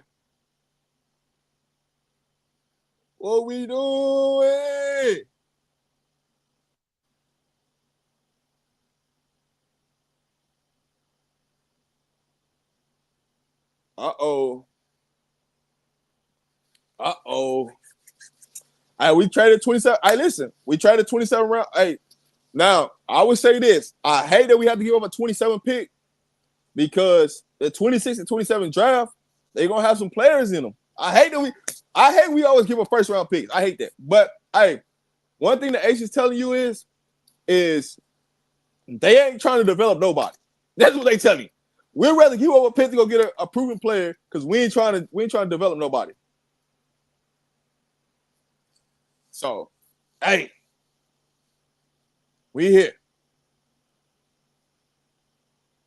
They traded a first round pick to get Smith. Curtis not pissed. You know what? Hey, listen. I told y'all this a couple weeks ago that they was going to make one of them was have to go. One of them. I thought it was going to be Carrington that was going to go. But I said one of them had to go. I said, hey, listen. They got tied up in at the hotel drinking and doing all that stuff. Like, let me say allegedly drinking. I'm going to say allegedly. Out there partying. Yes, Dejanay Carrington is upset. She just put the heartbreak emoji out there on Twitter. So she's upset. Dallas just did her like that. What does that say for Dejanay? Is Dejanay going to try to force a trade out of Dallas? Hey, listen. Listen. I would have rather Vegas go get Dejanay Carrington than Smith. But I'm cool. I'm cool with Smith. I'm cool with it. We got somebody next to Asia that can play the goddamn four. Hey, listen. I know Smith. I know she jumping with joy right now. Hey, you got me up out of Dallas. Now I'm about to go to a winning team. So now what that means is they're probably going to waive Jordan Holmes is probably who they're going to waive. So because they gotta make a roster spot for it. So why would they? Hey, listen, I wouldn't see if I had to put my money on it. I'm being honest. If I was going to give up a first round pick, I would have got somebody better than Alyssa Smith. If I'm going to trade a first round pick, and I saw I got to trade as a first round pick, I would have got somebody else different at the fourth spot. But that's just me. That's just me. But I would have got somebody else. Oh yeah, hey, listen, the Aces ain't developing nothing, so that's why they trade their picks. They do it every time. When they need to go make a trade, they're gonna trade a pick because they ain't trying to develop. They telling you right now, we ain't trying to develop nothing. So hey, it is a good pickup for Vegas. Now, you know what I'm saying? First game we got on the match. Hey, you know what? What's crazy? Guess who the first team we gotta face? We gotta face Indiana. Right on time. So just like, hey Smith, go crazy. We know you ready to cook against Indiana. We know you hate them. So hey, it's up. Yes, Carrington is mad. She's up mad. She's big mad. Big mad. But Kid Stokes, sorry. You out the starting lineup. We like the loyalty. You know what? You might say in the starting lineup, but you might only play like 5 minutes and then you gotta move around. You gotta shake my hand, move around. So how much does that move the needle? And actually, MJ, it actually moves the needle a lot, right? Because Smith does like to rebound. She can shoot it from the outside. She can shoot it, mid-range. So that actually helps us. But that wasn't a bid that I would prefer to go get if I had to give her a first-round pick. That's what I would say, MJ.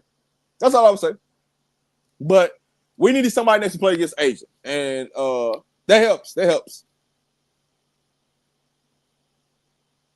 Lissa and Queen Elbow, they are the same, but I take Lissa rebounds a little bit better than Queen Elbow to me. But like I said, if I'm gonna spend a first round pick, I'm not going to go get. I'm just not going to go get Smith. I'm being honest. I'm not. But it is what it is.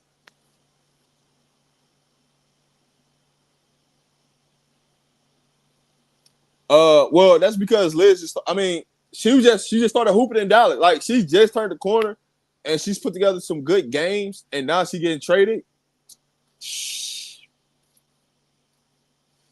Rob, that whoa, what was that? I got Cess to be back. She'll be back here in a second. They doing some work, so we apologize for the show for the interruption. Rob, that is the problem because Jackie, Chelsea, Asia are still in their prime, but you need to go also develop the new breed as well. Listen, the Aces don't have a GM. You don't understand. The Aces don't have a GM. So you're going to see something like this happen because they don't have a GM. So do that. What they're telling you is they don't got time to develop. They got to win now. They're looking at this window. Hey, listen, I'm trying to tell y'all. You're not listening. There's a 2 or 3 window for the top teams in the league. A 2 to 3 year window. If you can't win a chip in the next 2 to 3 years with what you got as your court pieces, you're not winning. Because the expansion drive is going to keep taking pieces away from you. The players are going to spread out. So your opportunity to win with your core, you have to do it now. If you don't want to do it now, you're going to be in jeopardy of losing your best players. So you better go make a deal right now to try to improve your team or you're going to be in trouble. It's just what it is.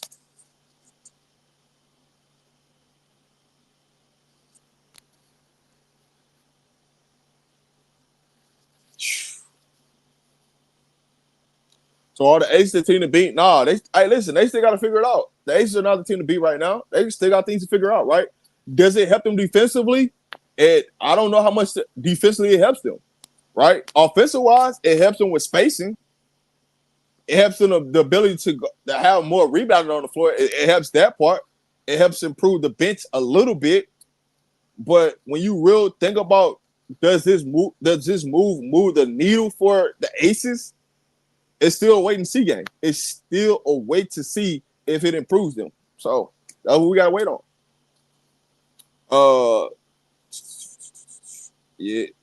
Yeah. Hey, Dallas making some moves because they just released a player. They traded a player, released a player. So Dallas, they trying to make some moves right now. They trying to get themselves into the playoffs. So they trying to do anything at all costs right now to make some moves. So we'll see. We'll see. Is this the start of the Aces making moves to improve the roster? Because of everything that's going on, right? They just came off a good win last night. They make a trade.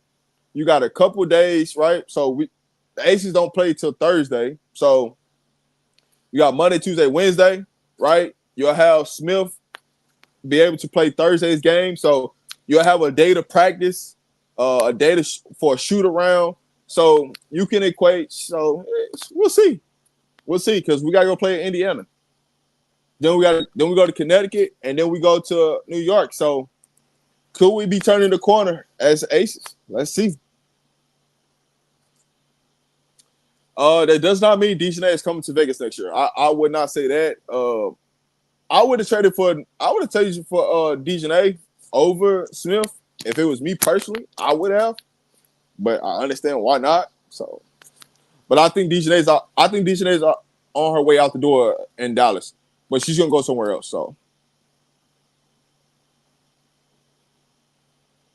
yeah. I listen, Gamecock. I'm not either. I'm telling you right now. I'm not that first round pick. It kind of bothers me them giving that up because I think we could have gave something up off the bench to get Alyssa Smith and giving up that first round pick. I'm not a fan of that at all.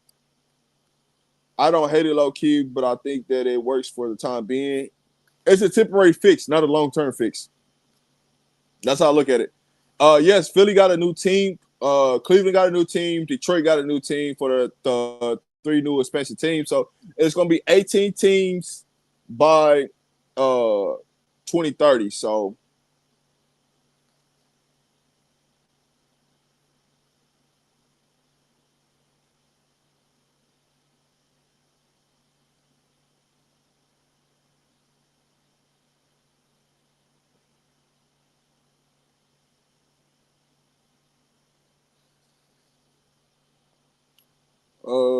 let's see. I don't know. Hold on. Dang, StreamYard tripping right now.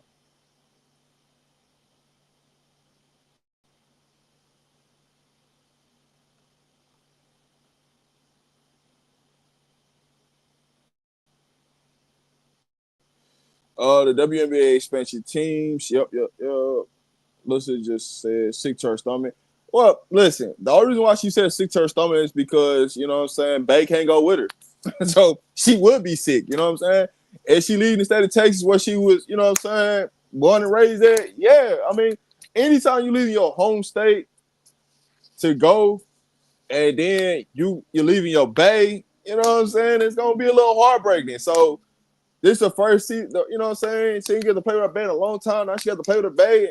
So it's going to be heartbreaking. But she'll get over it. You know what I'm saying? Winning cures everything. Winning cures everything. It cures everything.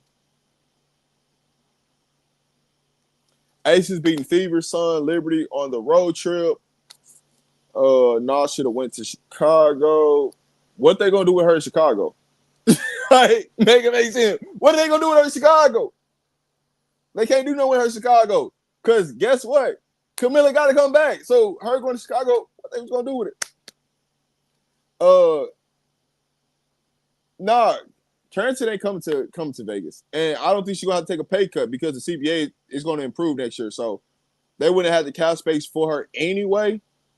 But we'll see. The Aces got to make a move right now. Like, they got to get rid of somebody. I think Jordan Holmes is going to be cut. Somebody going to be gone by today, right? To get Smith to make everything work salary wise. So somebody finna be gone. Don't worry about that. I'm not a fan of this. The Aces don't have a first round pick until 2028. Listen, I tell y'all this. The Aces do not want to develop players. That's why they never have a first round pick. They always got a second or third round pick. They don't never have a first round pick because they don't want to develop nobody. And that's what the problem is. They don't want to develop. And they look, so you got to think about it. These teams looking at far in advance, right? If you look at the next two drafts, right, there's going to be some influx of talent that can really help you. There's going to be some influx of talent that could be some franchise players in these next two drafts. But then after the draft after that, there's going to be that 28 draft, you might want to keep your picks for that 28 draft. I don't think you want to trade that draft because that draft is the Sarah Strong and Joyce Edwards draft. If I'm not mistaken. That 28 draft that's the draft that you might want to keep your picks because there's going to be some real franchise changing players in that 28 draft. I don't think you want to trade your players for that one.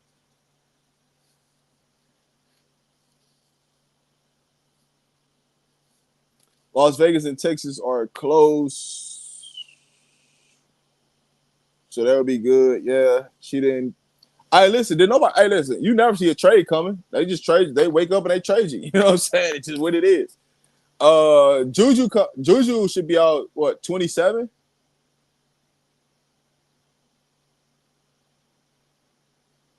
Yeah, Juju be out 27. She won't be out 28. She'll be out 27. Joyce and Sarah Strong is 28. Juju will be out 27.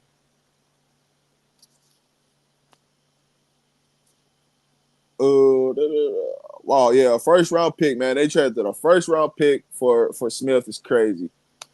This is all right. We'll put them above the Storm. The Aces don't have a GM. It's something that we've been on the record talking about a lot. That they don't have a GM. I don't think they're getting a GM into the offseason. That's just I told Cess this, right? At some point, you gonna have to get a GM because at some point you gonna have to deliver a message to Asia what y'all trying to do. Because if y'all keep playing around and there's no plan in place, y'all gonna lose Asia and y'all gonna lose Jackie Young. And I don't think Becky will beat her. So this puts Becky on notice. Like, hey, Becky, we went out and we cried you a piece now. What you gonna do with it? You've been crying. We needed help at the 4 or we needed help at the 5. One of the two. So now you make Asia play the 5 and Smith plays the 4. I would have rather seen us go get a 5 and let Asia play the 4. That's what I would have rather seen us do. But I'm okay with Smith playing the 4, Asia playing the 5, but I would rather kept Asia at the 4 and let's go get a 5. That's what I would have rather seen. But who am I? Who am I? I just make common sense stuff, make it happen. But we'll see. People keep projecting these drafts, and they are not always right.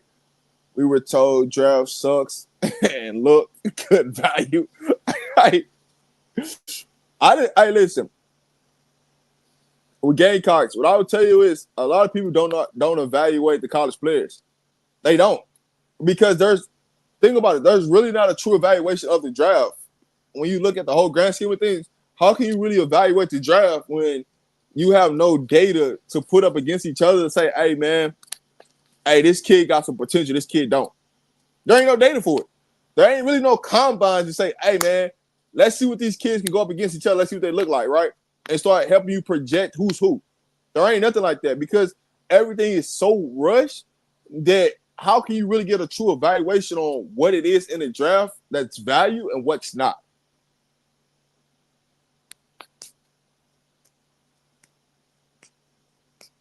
That's the issue. That's always been my issue with the W. That's why I always say some of the better players that could be in the league are not in the league because there is no way to evaluate players that have potential to be in the league versus players that's getting picked to be in the league. And so a lot of the better players end up overseas and never even think about coming to the States to play in the W because they're making a lot more money playing overseas than they would in the W anyway. So would I be upset going to go play overseas?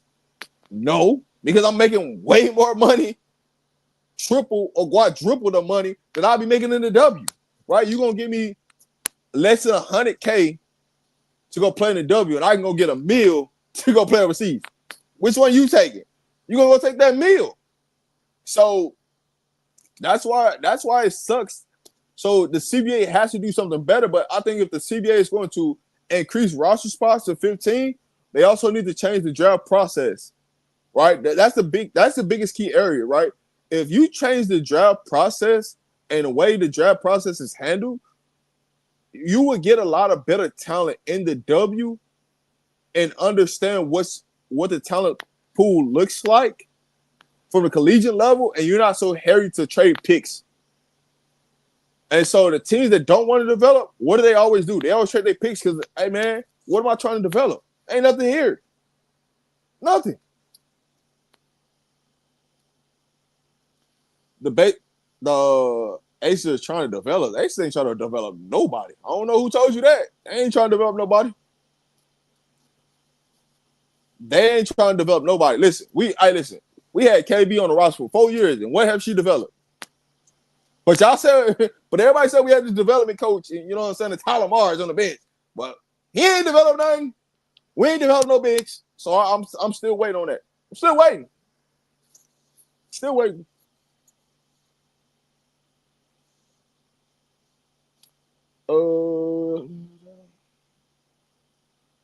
Juju's not staying 5 years in college. I'm gonna be on the record to you this. Juju not staying 5 years in college. I can just go ahead and wipe that one out for you right now. Juju's trying to figure out a way to get out of college, not stay in college. The only reason why she's staying in college because of the rules that say she has to stay in college. She really want to be out of college. Just saying. She ain't staying 5 years.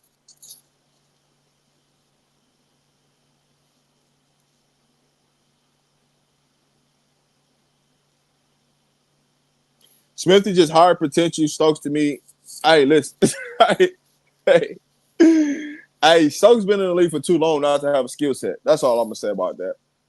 Go look back and see when Kid Stokes was drafted, and you tell me what she should be at right now. I'll wait. Tell me.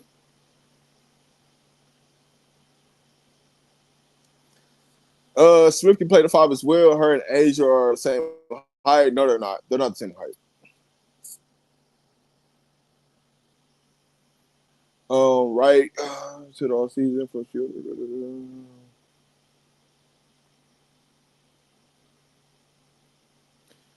Man, listen, I don't care about the 26th pick. By the time you get to the 26th pick, they ain't drafting nobody anyway. So whoever they draft the 26th pick, they more likely gonna cut them. That's just what it is.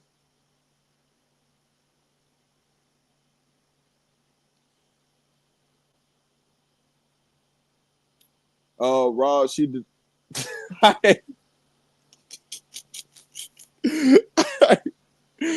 Hey man, y'all hilarious, man. Y'all got me weak in this.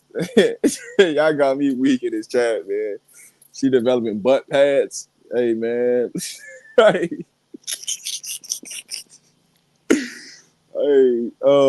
you could tell a team that knows how to develop talent because they keep them and they stockpile draft picks. The other teams will trade their draft to get players. Hey, listen, that's all. Hey, listen, it's so easy to say it. It's so easy to tell, like, hey, that team want to draft something because they want to develop, right? Watch them win with a plan this year. Say, hey, listen, we gonna draft all these players, but we also finna develop all these players. We're gonna develop because we're gonna play them, and that's what Washington has been successful with this year.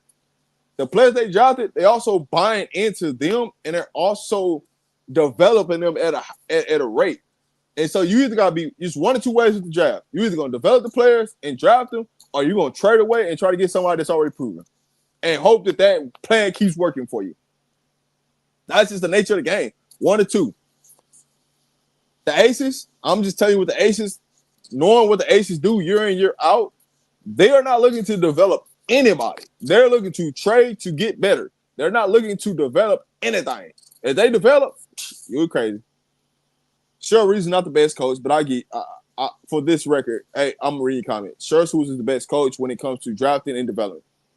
But Cheryl Reeves also ain't playing the draft picks. So how long does it take for you to develop players? You got to put them out there. How long does that process take?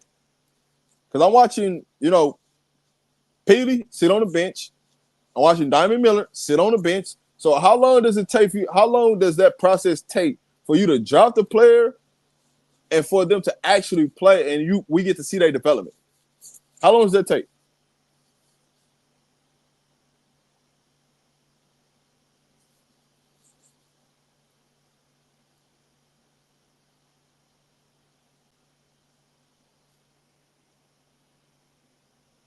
Hey, Gamecocks, what I'm telling you is, in this situation, I'm not talking about Asia, and I'm not talking about Jackie. Ever since them two been drafted, and KP, ever since them three, take them three out of the equation. Ever since the last person that was drafted, who have they went on and developed? Since Becky been there. I'm talking strictly since Becky been there about the aces. What have they shown you to say that they're trying to develop anything? I'll wait. I'm talking about the Becky Hammond era. When has they shown you with the aces, her era, that they're trying to develop anything? I'm not talking about before her era when Bill and Bill was there, because he was on the notion of, hey man, I'm gonna go ahead and develop this. I see a proof. Well, when you talk about Becky's era, since Becky been there, name me one player that they went out and said, hey man, we trying to develop that. Hey, we trying to build that off the court.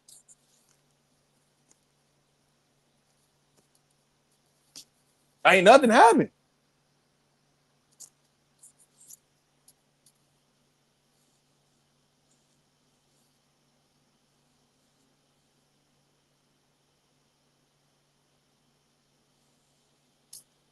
So who did Tyler develop? Jackie Young is the number one pick. Candace Parker was a vet. KB. I don't know who Tyler Morris developed. I've been waiting for that answer, right? Everybody say Jackie, right? He changed the mechanics, right?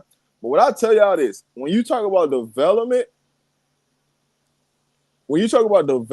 you should see impact somewhere across the board, right? So some statistics, if you're telling me that you're developing a player, some statistics should go up about a player, right? And so what dramatically changed in the players that you seen that this quote-unquote player develop? That's what development is. I should see an impact statistically about a player that took a jump in some area. I don't see that. So name the player, quote-unquote, outside of Jackie, that Tyler Morris developed. I don't know who that person is. I couldn't tell you that, and I won't tell you that, because I don't know. She got other players from other teams. I hear you. I said it's a problem. Oh, yeah. No, it's definitely a problem, for sure. It's definitely a problem. That's been my biggest thing with Becky. Like, Becky just had the luxury of having great players, having a great roster, but now that it's time to really coach, and now you're back against the wall, now it's time to see, hey, where all this development pieces been at since you've been the head coach. We ain't seen it. And that's all I'm saying to you is, show me what that looks like, and I'm good with it. But I don't see no interior plan about us really trying to go draft or develop nobody with the aces.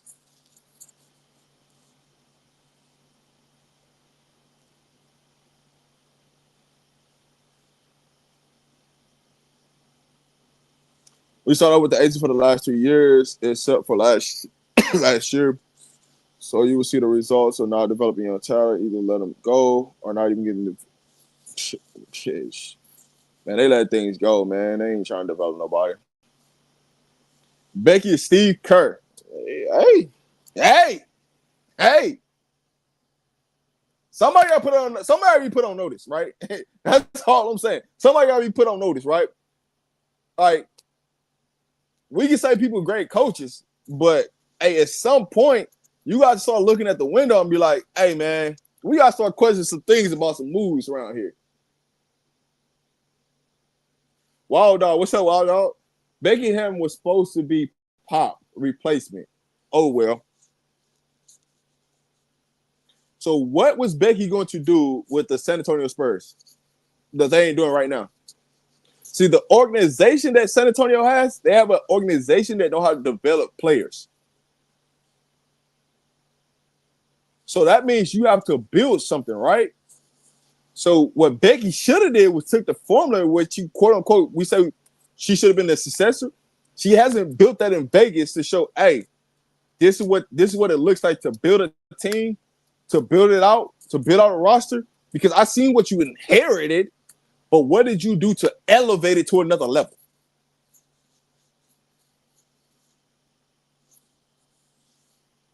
That's all. I think Tom Morris was a prop as an assistant who got credit, but Nally was the person that ran everything that made Vegas go. Like, listen, if you ever watch the Golden State game and you just watch the way Natalie coaches her team, how she's engaged with her bench, how she talks to the players that's coming to the scorer's table, how she's giving them a look, hey, 1, 2, this is what I need you to do. Hey, when they come out the game, 1, 2, hey, I appreciate the hard work that you've done. You know what I'm saying? The players want to go play for a brick wall through her. That's what that looks like. That's what we missing in Vegas. Hey, man, who want to run through for one of these coaches? Who want to run through the wall for one of these coaches? I don't see it. But hey, if you want to know about the Las Vegas Aces, assistant coaches, they just dropped a video on Las Vegas Aces page that you can learn about all the assistants who's on the, who the assistant coaches are. But that's another story for another day. But I'm just saying, I'm here for it. Now let's think about this, because Connecticut has a WNBA Finals team for 3 or 4 years until this year. Sophie White has them. Sophie White had them. Man, listen. Connecticut just threw that out the window. I ain't even gonna get to Connecticut. I ain't gonna get to Connecticut. The issue is talent evaluation, draft, scouting, and giving up draft picks. You got to be able to hit the free agent, and they have failed. I agree. Phoenix run circle around the Aces on talent evaluation and free agency. Hey, but listen, Phoenix got new ownership out there. They got new coaching out there. They got new scouting out there. And they just went and said, you know what, man? The hell we're looking at all these old players. Forget that script. Let's see who we got out here that's really out here in the free agent pool. Because the free agent, little do you know, the free agent pool is huge at the W. It's huge. You don't got to keep running to the same players that's been in the league. You know what Phoenix did? Hey, man, let's go get some players that ain't been on nobody's roster. Let's go get them players. The only person they really got, right, they went and got Satu. They went and got AT. They went and got Kwame Brown, right? A lot of the players that's on Phoenix roster outside of Sammy Wilcomb, they picked her up too. Outside of that, they went and got players that you wouldn't even be thinking about. They just went and evaluate. Hey, man, that look like a good piece. Let's go get that. Oh, that look like we need shooters. Let's go get 3 of those shooters. You know what I'm saying? They went and loaded up on shooters. They went and evaluated the process. Hey, man, this is what we need. Hey, we got AT. We need shooters around her. Hey, we got Satu. We need shooters around her. Hey, we got Kyle Slash. We need shooters around her. So they got to stay at home so they can go to work. Like, they built around their players. I've yet to see Vegas build around their court. Just me. Pop didn't go scout these players. It was R.C. Buford. Hey, we're talking about a GM. We're talking about a franchise. We're talking about the processes in place. It's what I'm talking about. Head coaches don't develop players, by the way. I mean, if anybody didn't know that. Vegas ain't San Antonio. Oh, we know that. We know Vegas ain't San Antonio. But you still got to put a plan in place. Dallas trying to get DB. That's a bad move. Just signed in. Did you hear that the Aces traded the #1 pick for? Yes, we did. Yeah, the Aces traded. Yeah, yep. That's what we've been talking about. To give up a top pick for Smith, I don't understand Smith not looking like a #2 pick. Oh man, listen, they shouldn't give a #1 pick for her at all. I would give the worst I would give up was the 2nd round pick, not the 1st round pick. That ain't worth it. But hey, the Aces shut down Satu. Satu shot herself down. I don't think it was more the Aces. I just think that Satu shot herself down. Phoenix blew that game last night. All credit to Vegas, right? They came in and they did what they supposed to do, right? Hey man, we're gonna come in here, we're gonna fight. And they got some, and Vegas got some calls they normally don't get. So that's a great thing, man. It played out the way it's supposed to. I was at the Fever Wings game Friday. It was lit, even without, Yeah, I figured that. Even without CC, Hey, Phoenix is developing everybody. Man, they don't care who you are. They're developing everybody.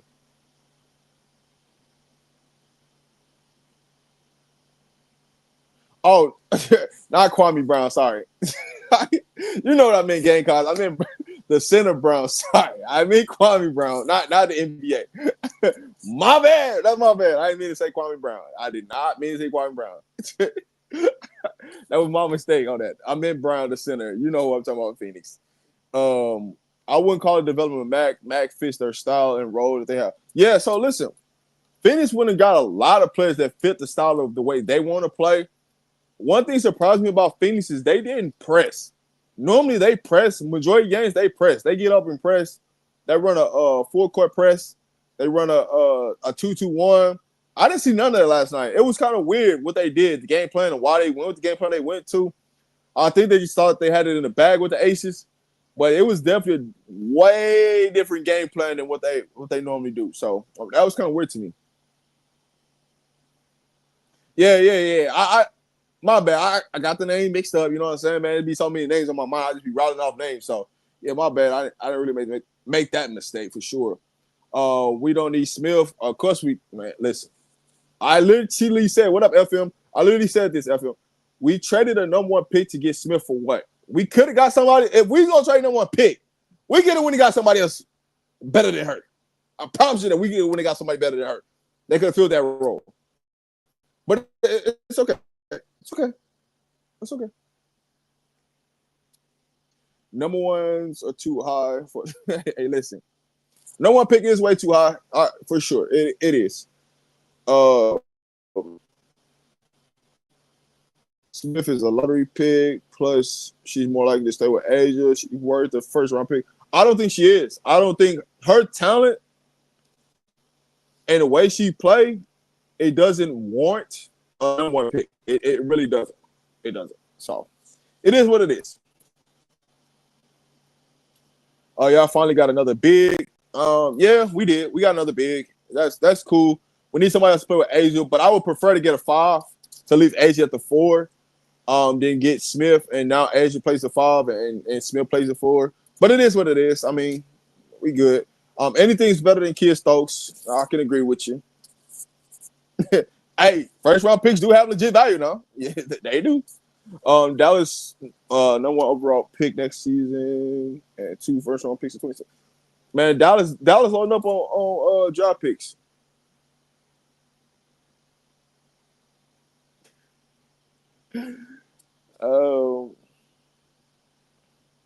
Too much talent coming out in 27. Side note, Big Drip is about to be part of an ownership for the team for the Philly expansion. That's good for her. That's good.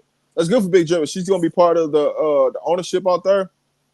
Oh no, MJ, I ain't talking bad about her. I just, said I made a mistake on her names. It wasn't, what I'm saying, it wasn't what it was. I just made a mistake. You know what I'm saying? That's all, man. That's all. Hey, man, player mess up, man. We mess up sometimes. God damn. All right, but what it goes to show is that Dallas has got a plan in place.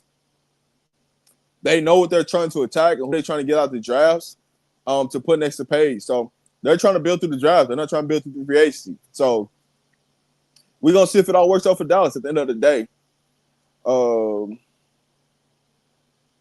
I just knew Dallas was going to drop McCown.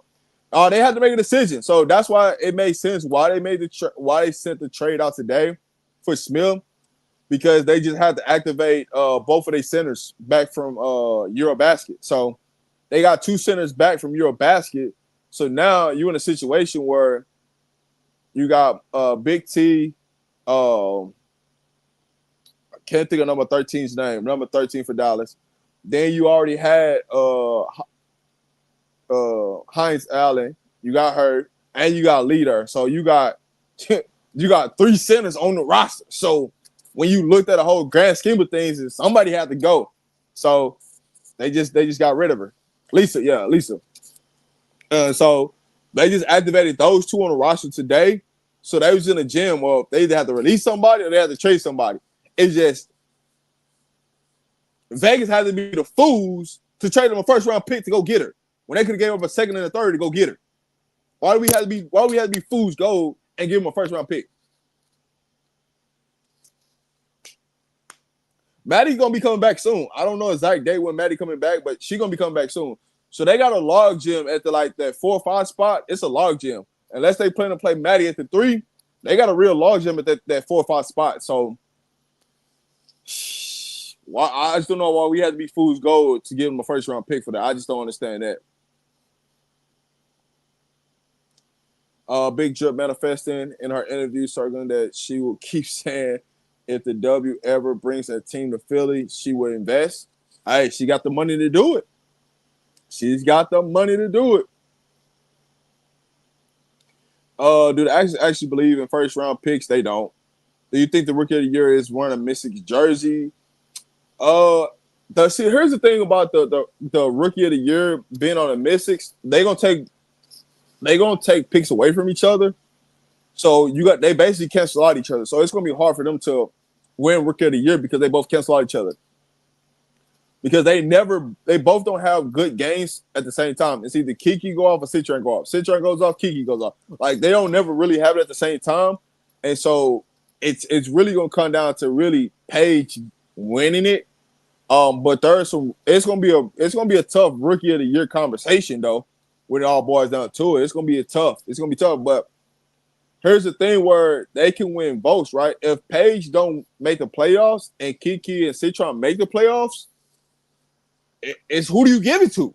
You know what I'm saying? Because they have more success, right? Think about Phoenix. They got a lot of rookies on their team, right? That they're going to probably try to throw in the conversation. So we got to see. But I really think it's down to Paige and the 2 rookies from Washington for the rookie of the year for sure. Right now, as the season is right now, right? Because there's still things to play out. We don't know what the hell the people look like, what team's going to look like. But if the season ended today, Washington, 2 rookies, and Paige will be Citron, Kiki, Paige will be the top 3 for rookie of the year. So the Wings stacking up pick. Paige Buckets about to have a team, 26-27. They're making moves. But hey, listen, Dallas is making moves in a great way because not only can they got draft capital, where they can bring players in. They also gonna have a lot of free agency money of people that's gonna come off the books, right? Because Big T ain't gonna be there. They can trade away AO, you know what I'm saying, Enrique for something, right? You could trade DJA for something. You got all these bigs, you know what I'm saying? So they can mix and match their roster to improve dramatically fast and still get some first round picks back too also. So they're working with a lot of stuff. That most people don't see. I thought about this. Can college players invest in the WNBA with NIL in place? They cannot. They cannot. I don't know who bright idea was that. Was trying to have a GM for the Aces, but this is stupid at best. Hey, listen. I try to tell you that, listen, the Aces was gonna have to make a move that they didn't want to make because they had to go get somebody, right? You have to show Asia something. And I just think this move was a forced move, but it wasn't the right move. And you could have spent less to get more. Like, the thing about it is Dallas they wanted to give Smith away. You just didn't have to give around a first round pick to get her. You could have at least traded one of these guards away. You could have traded a second round pick away. You could have did any freaking thing. But USA plays tomorrow. Brazil plays today. Brazil plays. I do know the time. Give me 1 second. Brazil actually is on right now. Brazil is playing Canada right now. So I'm about to end this live because I'm about to go watch the Brazil versus Canada game. They're actually just started 4 minutes ago. So the Brazil Canada game is on right now on court 1891. I'm about to go watch that. Auntie, that show might get pushed back. The what now? Oh, she's back. Hey, she's back right on time. I'm not back. I'm back in time to tell y'all that AT&T is still trying to figure out what they're doing with my fiber optic switchover. So I came up on the hotspot to thank Rob and to apologize for y'all. What the sound off as soon as we get the fiber optic switched over and AT&T figure out what they're doing, I'll be back with that show. Rob, I appreciate you holding it down. Appreciate y'all rocking with us. I was listening and I was just trying to get back. I know the game is finna start and I want to apologize because the game will not be on in the Discord at this time. It will not be on in the Discord at this time. So make sure y'all download it. I think me and Rob are going to try to come back and do a show about the expansion teams and all of that stuff. So yeah, man, fiber optics is on some bullshit right now. I'm gonna tell you that, man. I'd have kept my regular old DSL right now. Nah, but as soon as I'm back up, y'all, I can't even cut the camera on it. It told me I ain't got enough strength on that. So as soon as we back up, man, we'll make it happen. Rob, I appreciate you for holding it down. Oh yeah, no doubt. And then give me a call. Give me a call when you can. Appreciate y'all. As soon as I can get back up, it's still Big Money Monday. We it's Big Money Monday, man. We up from here. Run them likes up on all of the platforms. Make sure y'all follow RobDaMan Media on all of his platforms. Until next time, y'all stay tuned. Talk soon. That's RobDaMan Media, aka Mr. Shake My Hand. Cess Talk Sports. We appreciate y'all.